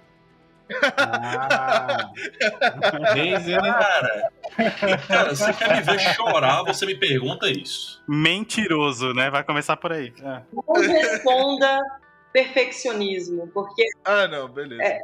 é incrível, né? Todas as pessoas. Me fala um ponto, eu não gosto de falar muito de defeito, eu prefiro falar de ponto de improvement mesmo, né? De desenvolvimento. Então, me fala um ponto que você acha que você precisa de desenvolver. Eu sou muito perfeccionista, eu faço as coisas muito perfeitas. Legal, né? Aí eu lanço aquela, né? Em que você acha que isso te atrapalha? A pessoa não vai falar nada, né? Porque não atrapalha. Eu acho que é bom, né? No final das contas. Mas, assim, eu acho essa pergunta que é típica, assim, em processo seletivo, eu não faço, tá? Porque eu acho ela muito manjada. Mas, assim, é muito típica. Eu acho que, de fato, o que o recrutador quer ali na hora, né? O psicólogo quer entender com você, não é se, de fato, qual que é o ponto, né, de desenvolvimento, ou seja, qual que é o seu defeito, que seja. É a sua percepção, né, realmente, em relação ao que você acha que você precisa de desenvolver. Todo ser humano tem 1 milhão de pontos de desenvolver, né, a desenvolver. Se eu pegar os meus, eu vou fazer uma lista, né, de cadernos, de folhas e folhas. Então, assim, qual que é a sua percepção sobre isso, né? De fato, você consegue fazer essa análise? Então, é muito mais de visão. E aí é o que eu falo, gente, assim, às vezes uma pergunta que a gente está fazendo, você acha que a gente está tentando descobrir Y e, assim, é Z. É totalmente diferente, porque é uma competência totalmente, sabe, diferente do que, de fato, a pergunta te direciona. Então, a gente não quer saber, de fato, o que é o seu defeito, vamos dizer assim. Às vezes eu vejo, assim, né, direcionado para esse tipo de pergunta, a pessoa responde assim, eu tenho que desenvolver minha comunicação, muito comum, né, principalmente em desenvolvedor. Eu tenho que desenvolver minha comunicação, não consigo me comunicar muito bem e tal. E às vezes a pessoa se comunica bem, porque se comunicar bem não é necessariamente falar, né, é fazer-se entendível. Então, assim, aí você olha e fala, não, para mim isso não é um ponto aqui a desenvolver. Mas ok, você viu que a pessoa tem uma noção daquilo, e aí você começa a aprofundar, né? E aí eu sempre vou muito com exemplos, assim. Então, traz uma situação que isso foi difícil para você. Vai muito nessa linha, mas não tem resposta certa ou errada não, viu, gente? É muito... a não ser pra pergunta que animal você seria, que a resposta certa sempre vai ser leão. Entendeu? Mas e a capivara? Exatamente, precisamos incluir a capivara. Não, é porque se nessa. você falar capivara, vai dar muito na cara de que você é megalomaníaco, entendeu? Então precisa ser leão. A dúvida da pergunta que foi pra Daisy foi do Vitor ou foi do Dev? Foi do Vitor. Então, Vitor, uma outra dica aí, viu? Perfeccionismo não é uma coisa tão boa como as pessoas falam, não, né? É um processo psicológico aí bastante complicado e que ele está muito envolvido nos transtornos de ansiedade, nos transtornos de depressão e por aí vai, viu? Então, o perfeccionismo, em geral, é o que a gente chama na terapia cognitivo comportamental de uma estratégia compensatória, né? Ou seja, é um tipo de funcionamento que chega a ser um pouco disfuncional e gera muito prejuízo e sofrimento para a pessoa. E pra quem tá em volta. Então não responda a perfeccionismo, não, que o psicólogo do outro lado que tá manjando disso já tá falando, Não vai rolar não, hein? Uma vez eu tava bêbado conversando com um amigo, e aí eu defini perfeccionismo. Eu falei, cara, perfeccionismo na nossa área é medo. É medo de colocar seu código à prova, é medo de colocar o produto no ar, você fica bulinando aquele código, aquele produto, aquele negócio, até você não ter mais chance de não colocar no ar. Então, perfeccionismo é medo. É isso Mas mesmo. fugir um pouco a procrastinação, um pouco dessa questão do impostor. Tem muita relação com essa questão de ficar adorando a pílula muito mais do que precisa, sabe? Se isso tiver alguma relação com toque, eu tô lascado. Opa, perfeccionismo é uma Opa. característica do toque, viu? É uma das principais. Paz. Ô, Vitor, você já marcou já a terapia, já? Intolerância à incerteza, Nossa né, Rafa? Fala aí. Exatamente. Né? Boa. Inclusive, assim, acho que com isso tudo que a gente discutiu, a gente explicou o porquê que você precisa de um psicólogo no seu RH. Por quê? Porque ele vai te perguntar X, você vai responder Y e ele vai ver Z. E tá certo, entendeu? E é isso que ele tá buscando. Até conseguir provar por que é importante ter psicólogo em RH. Pronto, já posso ir embora, tá, gente? Exato, pô. Aí. Vou vender meu workshop agora de 12 mil reais pra como ser um psicólogo de RH. Faz a propaganda aí dele. Já vou lançar, vocês vão ser meus primeiros clientes. Ah lá, ó, boa. Opa. Tem desconto? O Bruce é o primeiro a se inscrever ali. Vou virar o melhor psicólogo de RH que existe, né?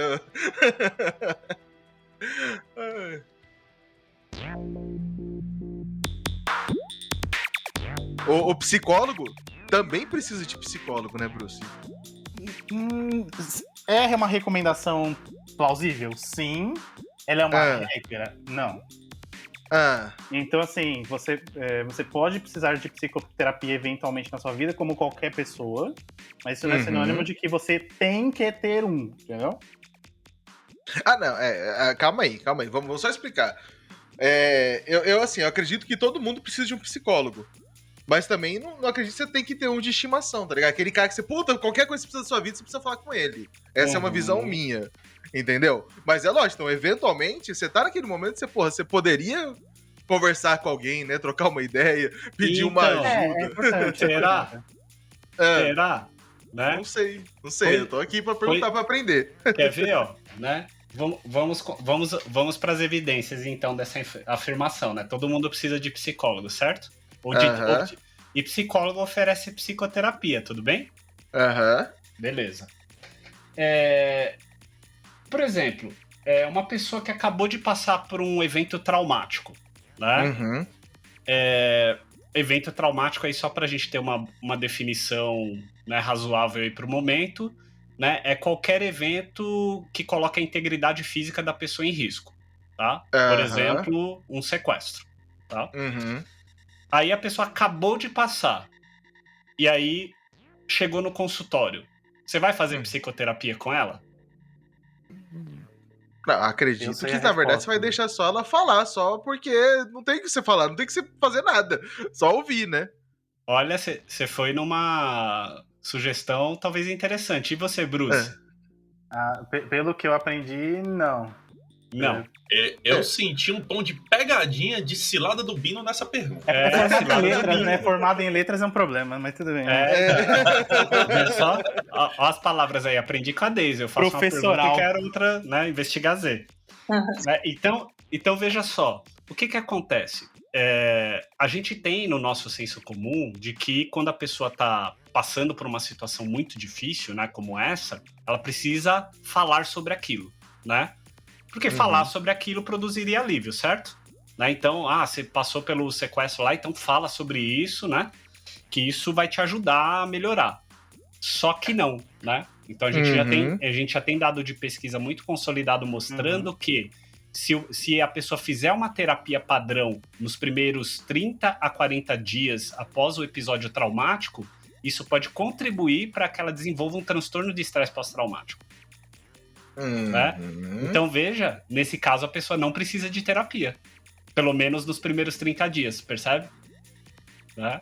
O que ela precisa é o que a gente chama de primeiros socorros psicológicos, né? Exatamente. Diferente da psicoterapia clássica. Então. É uma intervenção específica para esse momento, que não é uma psicoterapia. Ah, tá. Respondeu a minha pergunta. Mas você vê, por exemplo, como que isso se liga com, por exemplo, o psicólogo de fato precisa de ter um psicólogo? É importante em alguns momentos. Então, da mesma forma que você, como desenvolvedor, você vai ter, em algum momento, você vai bater em uma parede de conhecimento ou algum assunto específico que você não sabe lidar. Eu não sei lidar com esse tipo de algoritmo X. A gente, quando está lidando com pessoas, eventualmente a gente pode entrar em contato com coisas que a gente não está, vamos chamar, bem ajustados para mexer. E aí, talvez ter um psicólogo supervisionando a gente, ou talvez ter um psicólogo para nossa vida pessoal mesmo é importante, justamente para manter as coisas no ritmo desejável, vamos chamar assim. Mas não Exato. é uma medida, como é que eu posso, quase... É muito pessoal, por exemplo. Eu já procurei psicoterapia por questões pessoais, mas nunca, por exemplo, por questões profissionais. Seria super... Eu também, Bruce. Nesse caso, né, Bruce, assim, você tá falando do profissional, seria supervisão de caso, né? Uhum. Eu também já procurei para supervisão e a terapia pessoal por questões pessoais, né? Mas, por exemplo, tem uma situação que que costuma ser muito importante por profissional buscar a terapia pessoal, né? Que é, por exemplo, quando o cliente está vivenciando uma situação na vida dele que é muito parecida com uma situação muito delicada para você na tua vida, né? Então, se o psicólogo ele não está bem treinado ou, né, essa situação é muito emocionalmente impactante, né, para o psicólogo, isso pode acabar interferindo na relação terapêutica e na efetividade da condução da terapia, né? Então, isso é importante. Aí é importante que o profissional ele busque o cuidado para separar as coisas. Ó, isso aqui é do meu paciente e isso aqui é meu, né? Porque se houver essa mistura, deteriora a relação. Da mesma forma que o médico ele pode eventualmente precisar ir no médico e o dentista eventualmente precisa de um dentista, o psicólogo também precisa de um psicólogo. É só isso. Exatamente. Pô, legal mesmo. A não ser o desenvolvedor. O desenvolvedor ele costuma não precisar de contador, até onde eu sei. Não, mas olha só, eu enquanto desenvolvedor, antigamente, hoje em dia, né, da área, eu falo, todo desenvolvedor que um dia pensou que ele precisa ser PJ, ele precisa de um contador, não faz isso sozinho, não. Você vai fazer merda, irmão. Não corre o risco, Você vai fazer merda. Isso vale pro psicólogo também. A gente erra índice de array, Fernando. A gente erra índice de array, a gente não vai errar imposto de renda. Começa no 0 ou começa no 1, afinal de contas? Pois é, cara, até hoje a gente erra isso. Bicho, eu errei essa semana, cara. Porra, Vitor, isso não ajuda. É a mesma coisa também, que né? perguntar pra um psicólogo assim, isso é certo ou isso é errado? Sei lá, parceiro. Depende. Depende, né? Vai te botar na prisão? Talvez.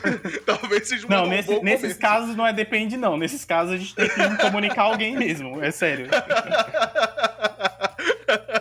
Não, eu tô falando sério. Tipo assim, tem poucos casos na psico, no geral. Eu não sei como é que isso funciona no contexto da organização. Mas assim, que você tem autorização de conselho pra quebrar sigilo. Então, assim, quando envolve autolesão ou lesão de terceiros, a coisa muda de figura bem rápido. Então, você tem a obrigação legal de comunicar alguém, inclusive. Exato, aí tem orientação ética pra fazer isso. Aí, assim, eu posso adiantar, provavelmente a Daisy pode complementar melhor, eu acho que eu tenho certeza que em organização também tem isso. Tá? Porque tem organização que tem compliance, tem risco, tem um monte de coisa. E a gente, enquanto qualquer pessoa da empresa pode fazer esse tipo de ação, provavelmente o psicólogo tem mais coisas ainda que pode dizer sobre isso também, né? Verdade, tem sim. Graças a Deus nunca aconteceu uma situação parecida dentro de um cenário, né, corporativo que eu estivesse envolvida, mas com certeza, né, tem vários códigos.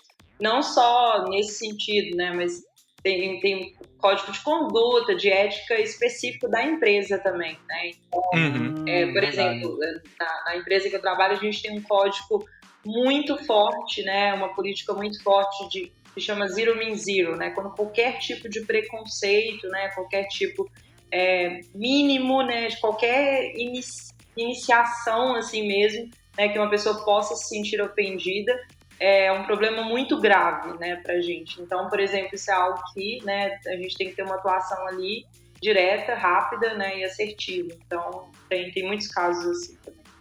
Uhum. Que a gente vê hoje, essa sua parte foi muito importante, porque a gente vê hoje uma tendência de muitas empresas tentando construir focar na construção de cultura das empresas. Então, qual que é o papel do psicólogo, o papel do RH em tentar construir essa cultura de eliminar preconceitos, eliminar conflitos e tratar conflitos? Uhum, sim. Isso começa, eu acho que assim, desde lá na frente, antes da pessoa de fato se tornar um funcionário, né? Parte ali da empresa, assim. Infelizmente, né, preferia dizer que não, mas eu já tive casos, né, assim, de reprovação de uma entrevista, né, pela pessoa ter demonstrado comportamentos, né, preconceituosos durante a entrevista, né, falas muito carregadas, principalmente às vezes quando você trabalha... Sério? Sério. E não foram poucos casos, né, assim, e aí entram vários tipos, né, de preconceito. E então, assim, é bom por um certo lado quando você consegue identificar isso ali já na entrevista, porque, né, nem segue, mas, né, como a gente falou também, podem acontecer casos de passar. E aí, assim, eu acho que o papel do psicólogo também nesse pós, né, se acontece algo parecido, claro que vai depender de cada organização, do quanto que aquilo é de fato, né, efetivo, né, dentro do cenário, enfim, que ela tá. Por exemplo, no meu caso, a empresa que eu trabalho é zero tolerância, né, então a gente já vai ali para uma ação muito mais específica de advertência mesmo, ou, né, de um possível desligamento, porque é algo que fere muito, né, o valor ali da empresa. Então, eu acho que assim, o psicólogo ele trabalha muito nessa construção, e aí tem muitos programas internos que dá para fazer, né, dentro da área de RH. Porque tem muita coisa também que, de fato, às vezes não é disseminado, né? Assim, eu acho que a nossa geração tem aprendido muito também, né, de coisas que acho que talvez há 10, 15 anos atrás a gente, né, não fazia ideia, né, de que funcionava. Então, a gente vê muitos termos, né, que a gente usa que são carregados de preconceito, então de refazer. Então, assim, por exemplo, na empresa que eu trabalho, tem um trabalho muito grande, né, voltado para isso. Então, de pequenas mudanças, né, internas que a gente faz e que a gente cria essa conscientização de ensinar mesmo para as pessoas para que não aconteça, né? E aí, quando acontece, infelizmente, né, se tiver realmente que ter ali uma atuação, aí você vai muito realmente, né, na fala, né, numa conversa ali, você vai tentar entender, né, de onde que veio aquela situação específica. Vamos supor, a pessoa, né, uma mulher se sentiu assediada, né, por um homem, só um exemplo assim básico. Então, assim, né, tentar intervir ali naquele caso também com a pessoa, né, com os dois, né, ali, quem se sentiu ferido, né, e quem feriu também, para ver se tem alguma possível solução. E às vezes não tem, tá, gente? E aí realmente, né, partir por um desligamento, porque vai muito de desencontro, né, com o valor da empresa, e aí não adianta, né, tentar manter, né, e ficar suando ali para algo que vai causar talvez um efeito maior, né, na empresa de uma forma geral. Tem que deixar claro que quando há um desligamento não é sumário, muitas vezes o RH tenta, né, manter. Sim, eu acho que e você tenta prevenir também, né, esse tipo de situação. Então, muito através de ensinamento mesmo, né. Eu, por exemplo, já dei, por exemplo, treinamentos para lidar com pessoas com PCD. Então, tem muita coisa que você não sabe, né? Que talvez, assim, uma pergunta que talvez você faça de uma forma muito inofensiva que pode causar um efeito contrário. Então, você tem que ensinar também para o seu público, né? Seja, acho que na organização, em qualquer outro contexto que você tiver, quando, né, você tem pessoas que têm esse conhecimento, para tentar evitar o problema, né? Se existe o problema, você de fato vai tentar ali intervir, né, tentar uma solução. E se você não consegue, se é um caso mais grave, aí realmente, né, partir para uma ação que é difícil, dolorosa. Acho que para qualquer pessoa, né, a ação mais difícil é desligar uma pessoa, é muito difícil, mas que às vezes é necessário se não tiver uma outra solução mesmo dentro do contexto. Uhum. Mas é legal ver que o slogan de prevenção sempre ela se aplica também a esse contexto. Eu acho que é interessante saber disso. Não, eu só queria fazer um parênteses que isso comunica bastante com o que tinha sido dito um pouco mais cedo de a própria vivência do psicólogo influenciar bastante, né, as pesquisas que você faz, os termos que você pesquisa, né, que como a Daisy falou, algum termo que você não está muito familiarizado, o quanto que isso vai influenciar na sua prática, né, tanto na clínica quanto dentro da corporação também, né? É impressionante o quanto que tipo, as pessoas com as, é diferente. Eu não sei como expressar isso de uma forma muito simples, mas eu vou tentar. Então, assim, quando o desenvolvedor ele olha para o código de uma linguagem que ele não conhece, ele até entende a lógica por baixo daquilo, mas ele não entende a nuance, certo?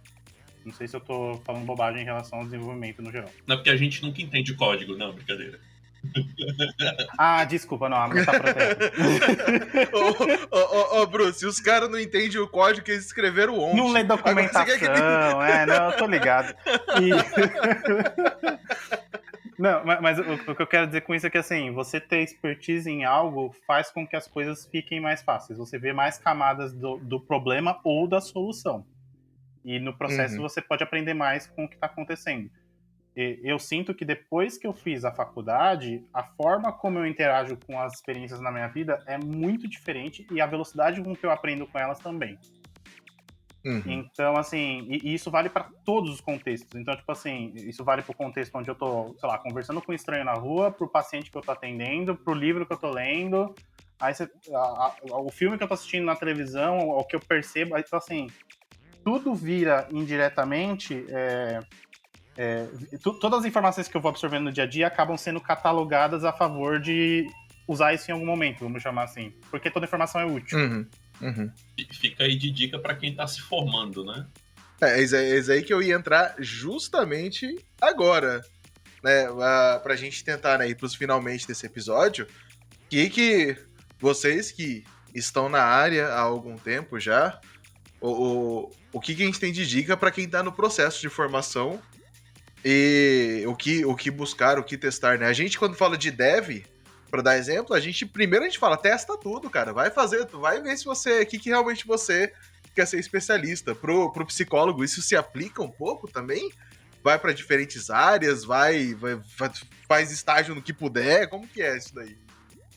Eu pensei que quando você falou para testar tudo, você tava mandando o dev escrever teste. Não vai funcionar. Deixa eu mutar o Vitor aqui rapidão. Opa. Porra! Ó, editor, fica esperto. Não, assim, que eu não sei como é que foi na formação do Rafa e da Daisy, mas assim, na minha, eu tinha, dos 10 semestres, eu tinha estágio prático do 5º para frente, todos os semestres. Então eu tive estágio prático em casa de acolhimento, eu fiz estágio em escola, eu fiz estágio em empresa, eu fiz estágio na clínica, eu fiz estágio no laboratório. Então, assim, em diferentes âmbitos, às vezes, às vezes o foco da intervenção é, por exemplo, na escola, é os alunos, o foco da intervenção é os professores, o foco da intervenção é a administração. Então, assim, eu tive uma carga de aprendizagem, de testagem, né, no caso, muito grande, porque era uma característica da minha grade. Mas ainda assim, eu fiz 1 milhão de coisas na graduação que não estavam na grade. Então, iniciação científica é importante para você aprender como funciona a pesquisa em psicologia, por que isso é importante. Pesquisar é importante. Eu fiz monitoria, porque isso indiretamente era uma forma de eu aprender, por exemplo, ser didática é legal, em qualquer contexto que seja, você pode aprender coisas novas que vão te ajudar. E o Rafael é testemunha de que eu participei de tudo que for possível de curso, palestra, evento, porque a minha premissa da coisa Inclusive, nos conhecemos num curso, né, Bruce? Eu nem lembro mais qual, Rafa, pra ser bem sincero. Foi o de análise do comportamento lá, o curso de extensão de verão, lá da PUC. É verdade, 2015, pode crer. Nossa!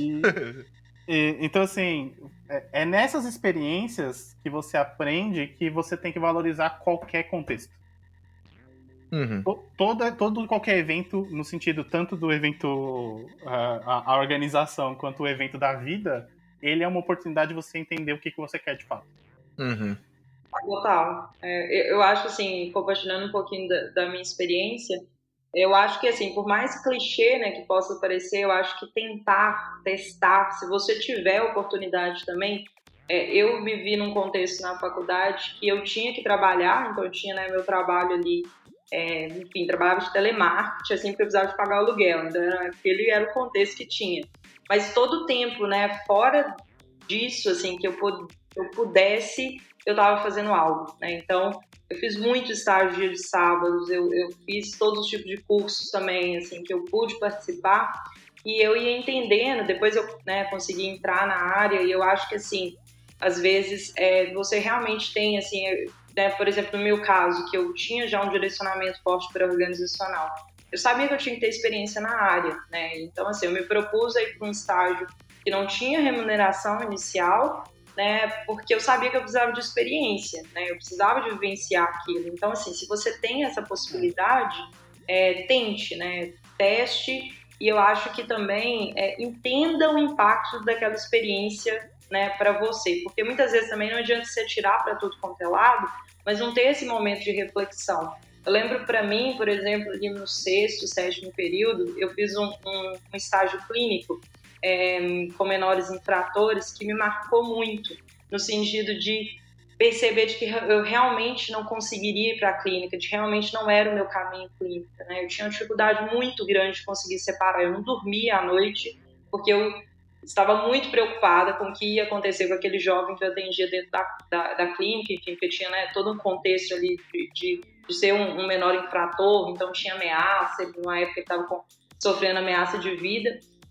Então, assim, eu percebi, depois de 6 meses dentro daquele contexto, de que realmente, talvez aquele não era realmente o meu caminho, né? Mas eu tive que fazer essa análise, né, depois. Então, eu acho que além do que tentar ou testar, é viver de fato a experiência. Então, entender os seus sentimentos de acordo com aquela experiência, com aquele estágio, né, de explorar mesmo as possibilidades, entender como que você se sente frente a elas, porque aí sim eu acho que você vai conseguir, né, dar um direcionamento assim, para a sua carreira que seja mais assertivo. E que se não for também, assim, dá para mudar, né, gente? Eu acho que hoje, acho que é sempre importante lembrar disso. Assim, não é para você escolher um caminho que ele tem que ser duradouro, que ele tem que ser para sempre, né? A gente vê muitas pessoas mudando de áreas que são extremamente felizes e que constroem novos caminhos, então não ter medo também, né, de errar, assim, eu acho que te expõe mais, né, a experiências e ambientes, assim, que vão ser importantes lá na frente. Uhum. Pô, legal. O importante é o que paga a sua... Exatamente. O importante é o que paga a sua internet pra você ver memes de capivara. Melhor piada da noite, gente. Exato. E aí, pegando carona no que a Daisy comentou, né, do ponto de...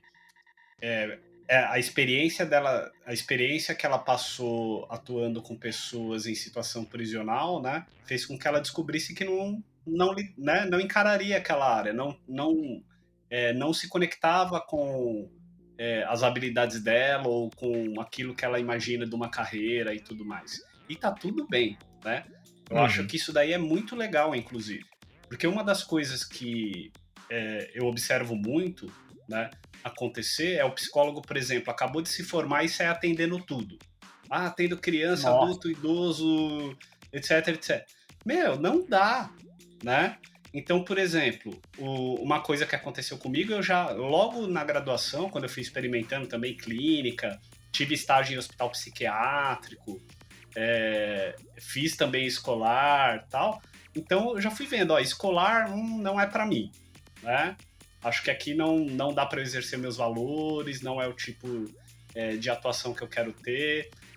Atendi crianças também no psicodiagnóstico, né? Eu falei, não, criança também não, né? Eu teria que investir talvez um tempo aí desenvolvendo um repertório que é muito específico, né? Daí eu fui filtrando até que eu falei, não, eu vou atender adultos, né? E então eu já fui um pouco... essas experiências me ajudaram um pouco a direcionar a minha carreira, sabe? E talvez daí também ter tido um certo sucesso, se eu puder dizer assim, né? Em ter conseguido me engajar mesmo, né? E fazer essa transição, né? Um outro ponto importante também foi esse que o Bruce compartilhou, né, de não depender só dos conteúdos da universidade, né? Porque, infelizmente, não sei o que você acha, Bruce, você pode comentar depois, mas, a meu ver, a graduação em psicologia hoje, de uma forma geral, né, deixa muito a desejar na formação do psicólogo, principalmente na questão de. Aí eu estou falando com enfoque da clínica, tá?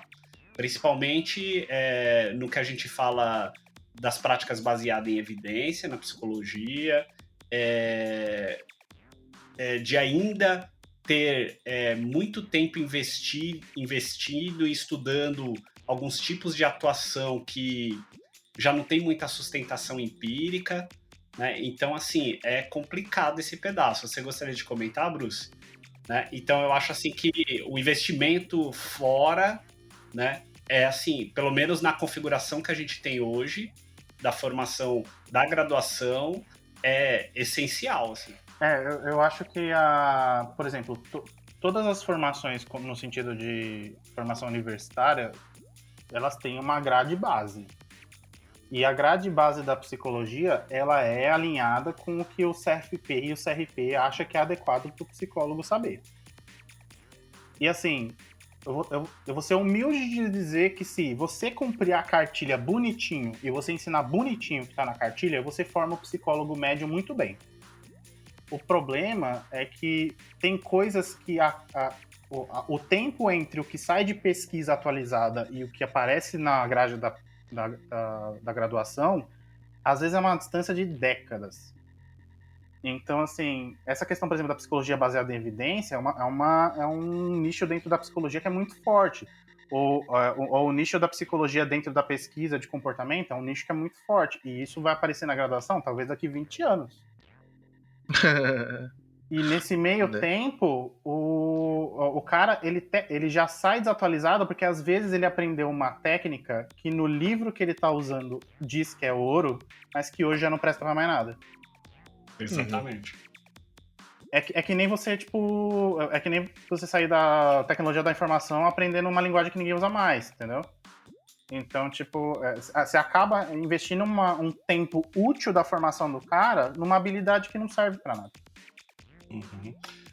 E também, assim, eu tenho uma outra questão, é que, a meu ver, o curso, assim como outros também, né, tem um caráter bastante teórico, sabe? Que é importante, porém, acaba, como o Bruce falou, tendo esse efeito depois, né, da pessoa sair, né, e agora, o que eu faço? Acabou de chegar meu paciente aqui, e ele tem determinada demanda muito específica, e agora, como é que eu faço? Né? Então eu não conheço nem o básico daquela demanda, sabe? Então é bem complicado, assim. Mas uma característica importante, talvez, seja assim, as coordenações dos cursos terem claro de que é importante você forçar os seus professores a se manterem atualizados. É importante você contratar profissionais especialistas em certos assuntos para ter na sua grade. Então, assim, não dá para ficar contratando o cara que fez uma especialização em algum lugar, muito fraquinho, e que, sei lá, saiu há 3 anos, 4 anos da faculdade e achar que ele pode ser um cara que vai ensinar uma turma de 120 alunos. Então, assim, certas demandas exigem que você tenha uma certa experiência e uma certa habilidade. E isso não constrói, tipo, do dia pra noite. E também não dá pra... Então, assim, se você contrata profissionais que estão muito desatualizados ou que se recusam a atualizar por X questões, você está privando os seus alunos de ter conhecimento bom e de qualidade, assim, no sentido de alinhado com ciência atualizada, entendeu? Até compartilhando um pouco, até uma experiência pessoal mesmo que eu tive, eu acho que tem, né, muitas universidades têm visto, né, de que elas precisam se adaptar também ao mercado de trabalho, ao novo mercado de trabalho, que muda muito, né? Se eu falar o que eu analisava 5 anos atrás um processo de recrutamento é muito diferente do que eu olho hoje. Então eu vejo que tem uma tendência, né, das universidades de olhar um pouco mais para isso, né, de tentar atualizar os seus currículos. Eu até participei, né, tive a oportunidade de participar da construção de um currículo, né, de uma universidade super reconhecida aqui em BH, e né, realmente colocou ali, a gente ficou 2 dias, né, 40 pessoas numa sala, trouxeram pessoas do mercado para ajudar na construção do currículo, né, currículo acadêmico. Então, assim, não no sentido de que teoria não é importante, mas o que dá para incluir aqui, para ampliar um pouco a perspectiva desse aluno, para que ele saia daqui um pouco mais preparado, né, para esse mercado de trabalho. E eu acho que esse movimento ele precisa de existir, porque senão a gente perde espaço mesmo, né? Hoje está muito comum, né, cursos ali muito curtos, né, assim, tudo muito rápido, tudo muito né, curso ali de 1 hora que você vira coach, o curso de não sei o quê. Exato, Deise, exato.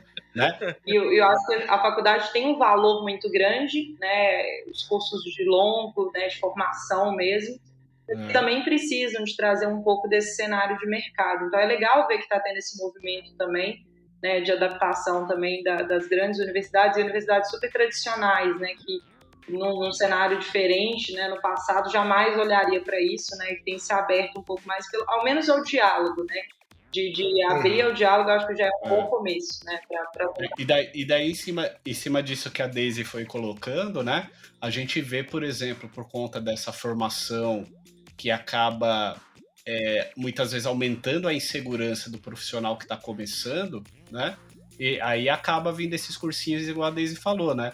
Então o cara vai lá, faz um cursinho lá de coach, sei lá, coach quântico, né? Constelação, sei lá das quantas, né?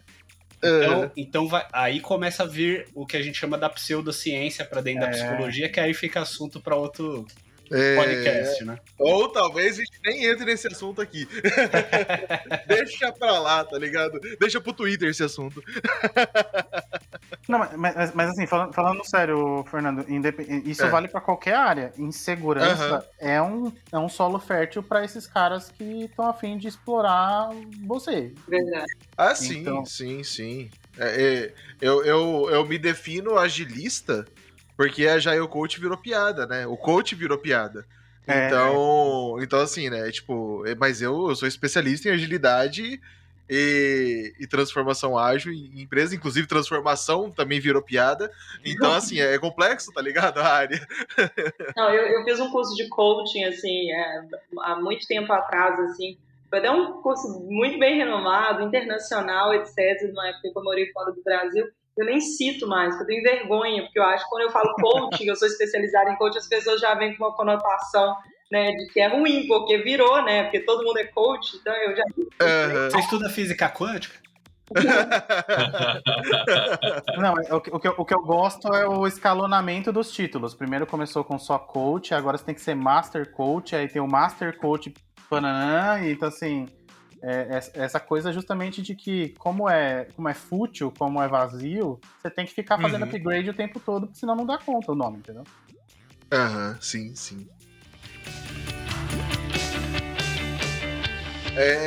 E pra gente finalizar essa conversa, a Deise comentou um pouco dessa experiência que ela teve de não estar no Brasil em algum momento, e como que é a área de atuação fora? Tem possibilidade de migração? Como que seria?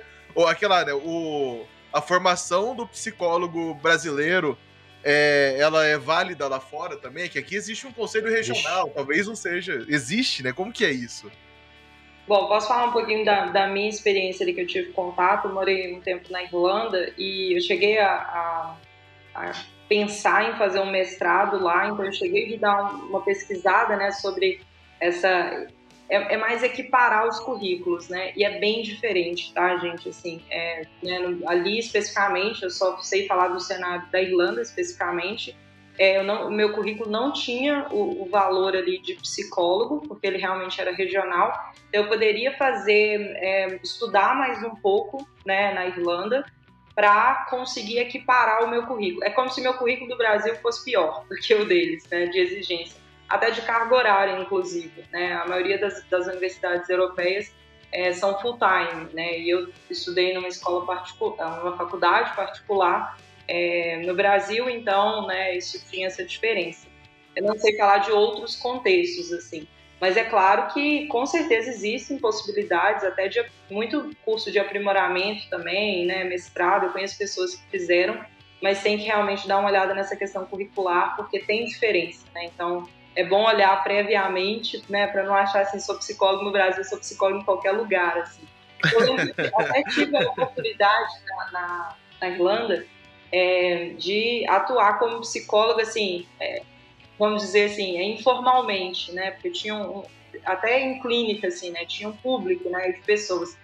Obviamente, eu não fui, porque eu não me sentia nem preparada, né, em termos de conhecimento para isso, e também porque seria ilegal, né, porque, de fato, o meu currículo lá não era um currículo de psicólogo, então tem que sempre avaliar isso antes também. Bruce, tem alguma coisa? Rafael, tem alguma coisa para adicionar sobre isso? É que na minha área é muito diferente. Então, tipo, na pesquisa, geralmente a sua formação de base na graduação, ela nem importa tanto. Quando você sai como aluno de mestrado, ou aluno de doutorado. Então, na realidade, você não tá indo com a intenção de atuar com a sua graduação, né? Você tá indo com a intenção de fazer pesquisa. E para fazer pesquisa, você tem só que, tecnicamente, estar matriculado em algum programa de pós, né? E ter aceite local. Mas assim, e aí no contexto da pesquisa as coisas funcionam de um jeito muito diferente. Então, por exemplo, mesmo no Brasil, por exemplo, tem testes que não são validados para uso na clínica, mas no contexto da pesquisa eu teria autorização para usar.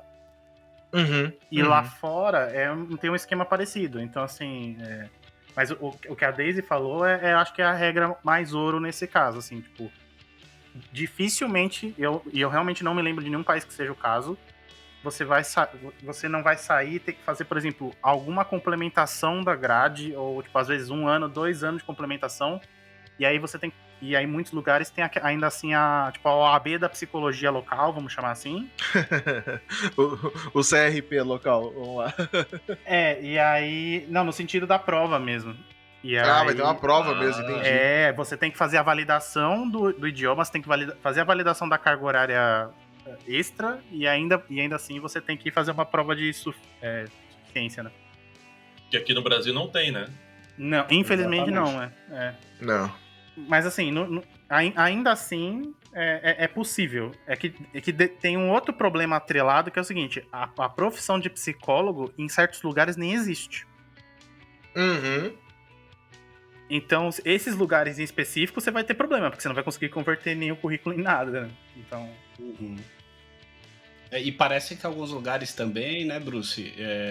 Parece que na Inglaterra, ou não sei se é no Reino Unido, parece que para você atuar como psicólogo, você precisa ter pelo menos o título de doutor, né?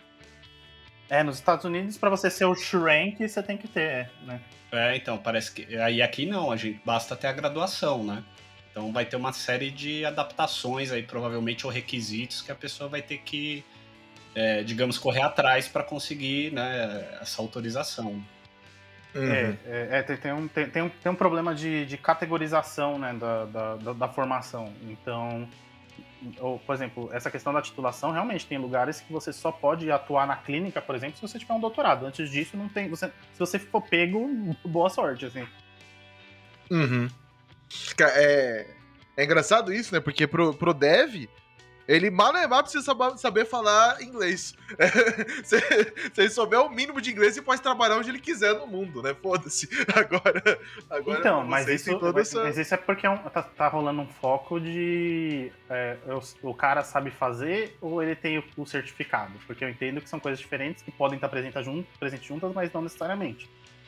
Mas isso cria um segundo problema, que é você tem um cara, que a gente já discutiu inclusive, e isso vale também para o psicólogo, no sentido de não adianta só você ter o curso específico, por exemplo, de como lidar com fobia de aranha.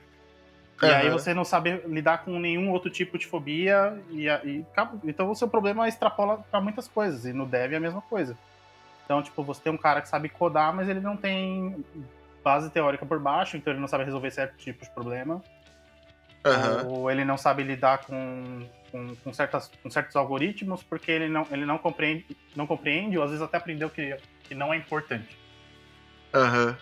E aí todo mundo perde, porque a qualidade da sua equipe, no sentido de, na média, quanto problema você é capaz de resolver, cai muito. E para o psicólogo essa máxima vale, porque quanto mais conhecimento agregado você tem formal, vamos chamar assim, mais capaz você é de fazer seu trabalho.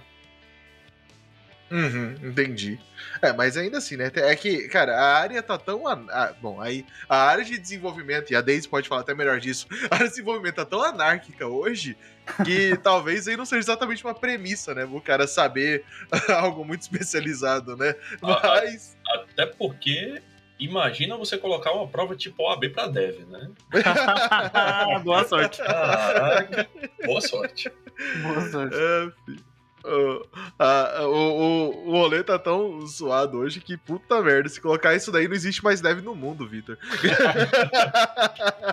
Eu não sei se eu passo.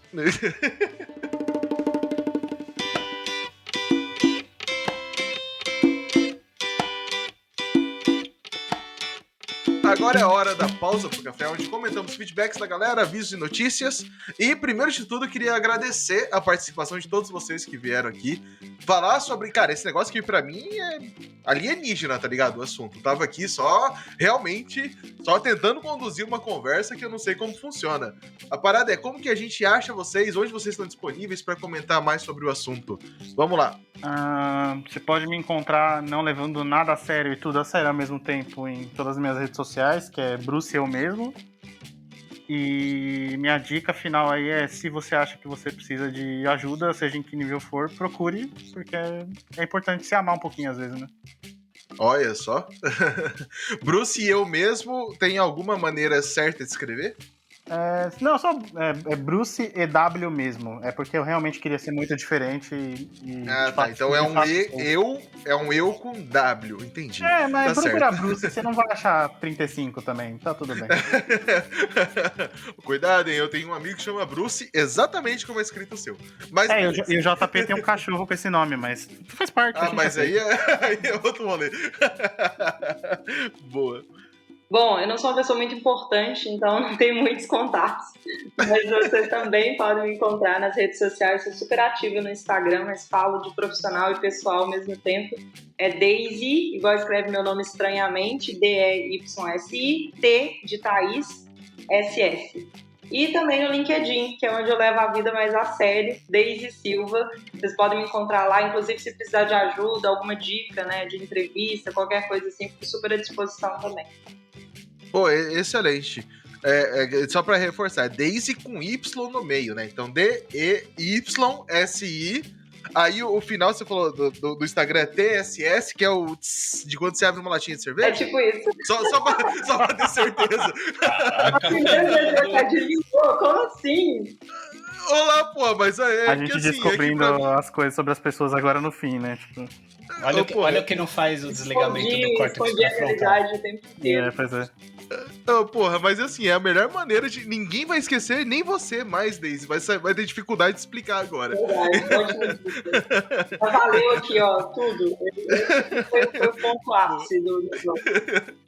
Boa. Bom, gente, primeiro eu gostaria de agradecer pelo convite. Foi uma delícia bater um papo aqui com vocês sobre psicologia, principalmente aí na clínica, né? Um abração aí pra Daisy, um prazerzão. Bruce, show de bola. E vocês podem me encontrar no meu Instagram, né? Que é rafaelvenancio.psi, né? Ou então na página da clínica onde eu atuo aqui no Tatuapé, né? São Paulo, que é Harmony Instituto. Então, várias vezes vocês vão ver posts lá meus sobre ansiedade e tal, e fenômenos correlacionados.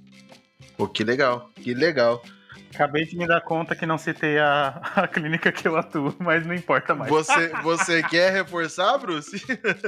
Não, que assim, tá que o Bruce é tão acessível, no Twitter e no Discord do Devs Cansados, pra quem não participa ainda, que, porra, você nem precisa saber, né? Chega aqui e enche o saco do Bruce no boteco sexta-feira. Boteco que você topa com o Bruce aqui. Já faço triagem em grupo já, né? Exato. E ainda come aquele torresminho, hein, Bruce? Nossa senhora. Boa demais. Queria também agradecer o Vitor, esteve aqui hoje comigo, trocando ideia e aprendendo um bocado, né, Vitor? Onde a gente te acha, cara? Cara, eu tô fazendo meme pro Devs Cansados, tô colando no Boteco do Devs Cansados no Discord e minhas redes sociais são Victor Antunes _. Boa, boa. Você tá fazendo meme mesmo, Vitor? Acho que tá meio em falta os do Instagram, hein?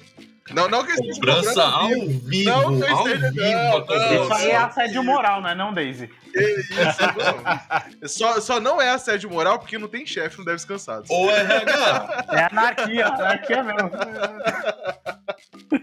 Ai, é isso, boa. Eu só queria agradecer também, porque eu tô me sentindo meio sem educação agora. Não sei se você ficou com esse sentimento, Bruce, que o Rafael foi lá todo bonitinho, agradeceu tudo. Prazer, viu, amigo? Conhecer você. Agradece a gente. Não, é que o Rafael é um homem muito polido. E aí, outro tipo, nível. ele faz a gente sentir até desconfortável às vezes. Ó, gente, isso aí é só o contexto, isso daí é com vocês. Olha só. Ô, louco. Boa. Bom, é isso, mas é claro que tudo não passa de uma grande brincadeira nossa. Tudo aqui que a gente faz é com muito amor. Inclusive uns pacientes, uns clientes meio estranhos que a gente acha aí no meio do caminho, né, galera?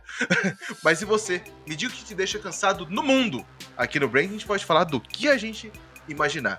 Conta pra gente no nosso site devscansados.com.br, no twitter.com/devscansados, no Instagram, @devscansados, no LinkedIn também acha Devs Cansados, no nosso Discord, entra no site e pega o link do Discord, porque não dá pra falar aquela sigla que tá lá, tá certo?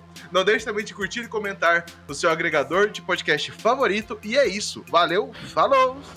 Tchau! Eu. Valeu, gente. Ah. Tchau. Tchau. Valeu, gente. Um abraço.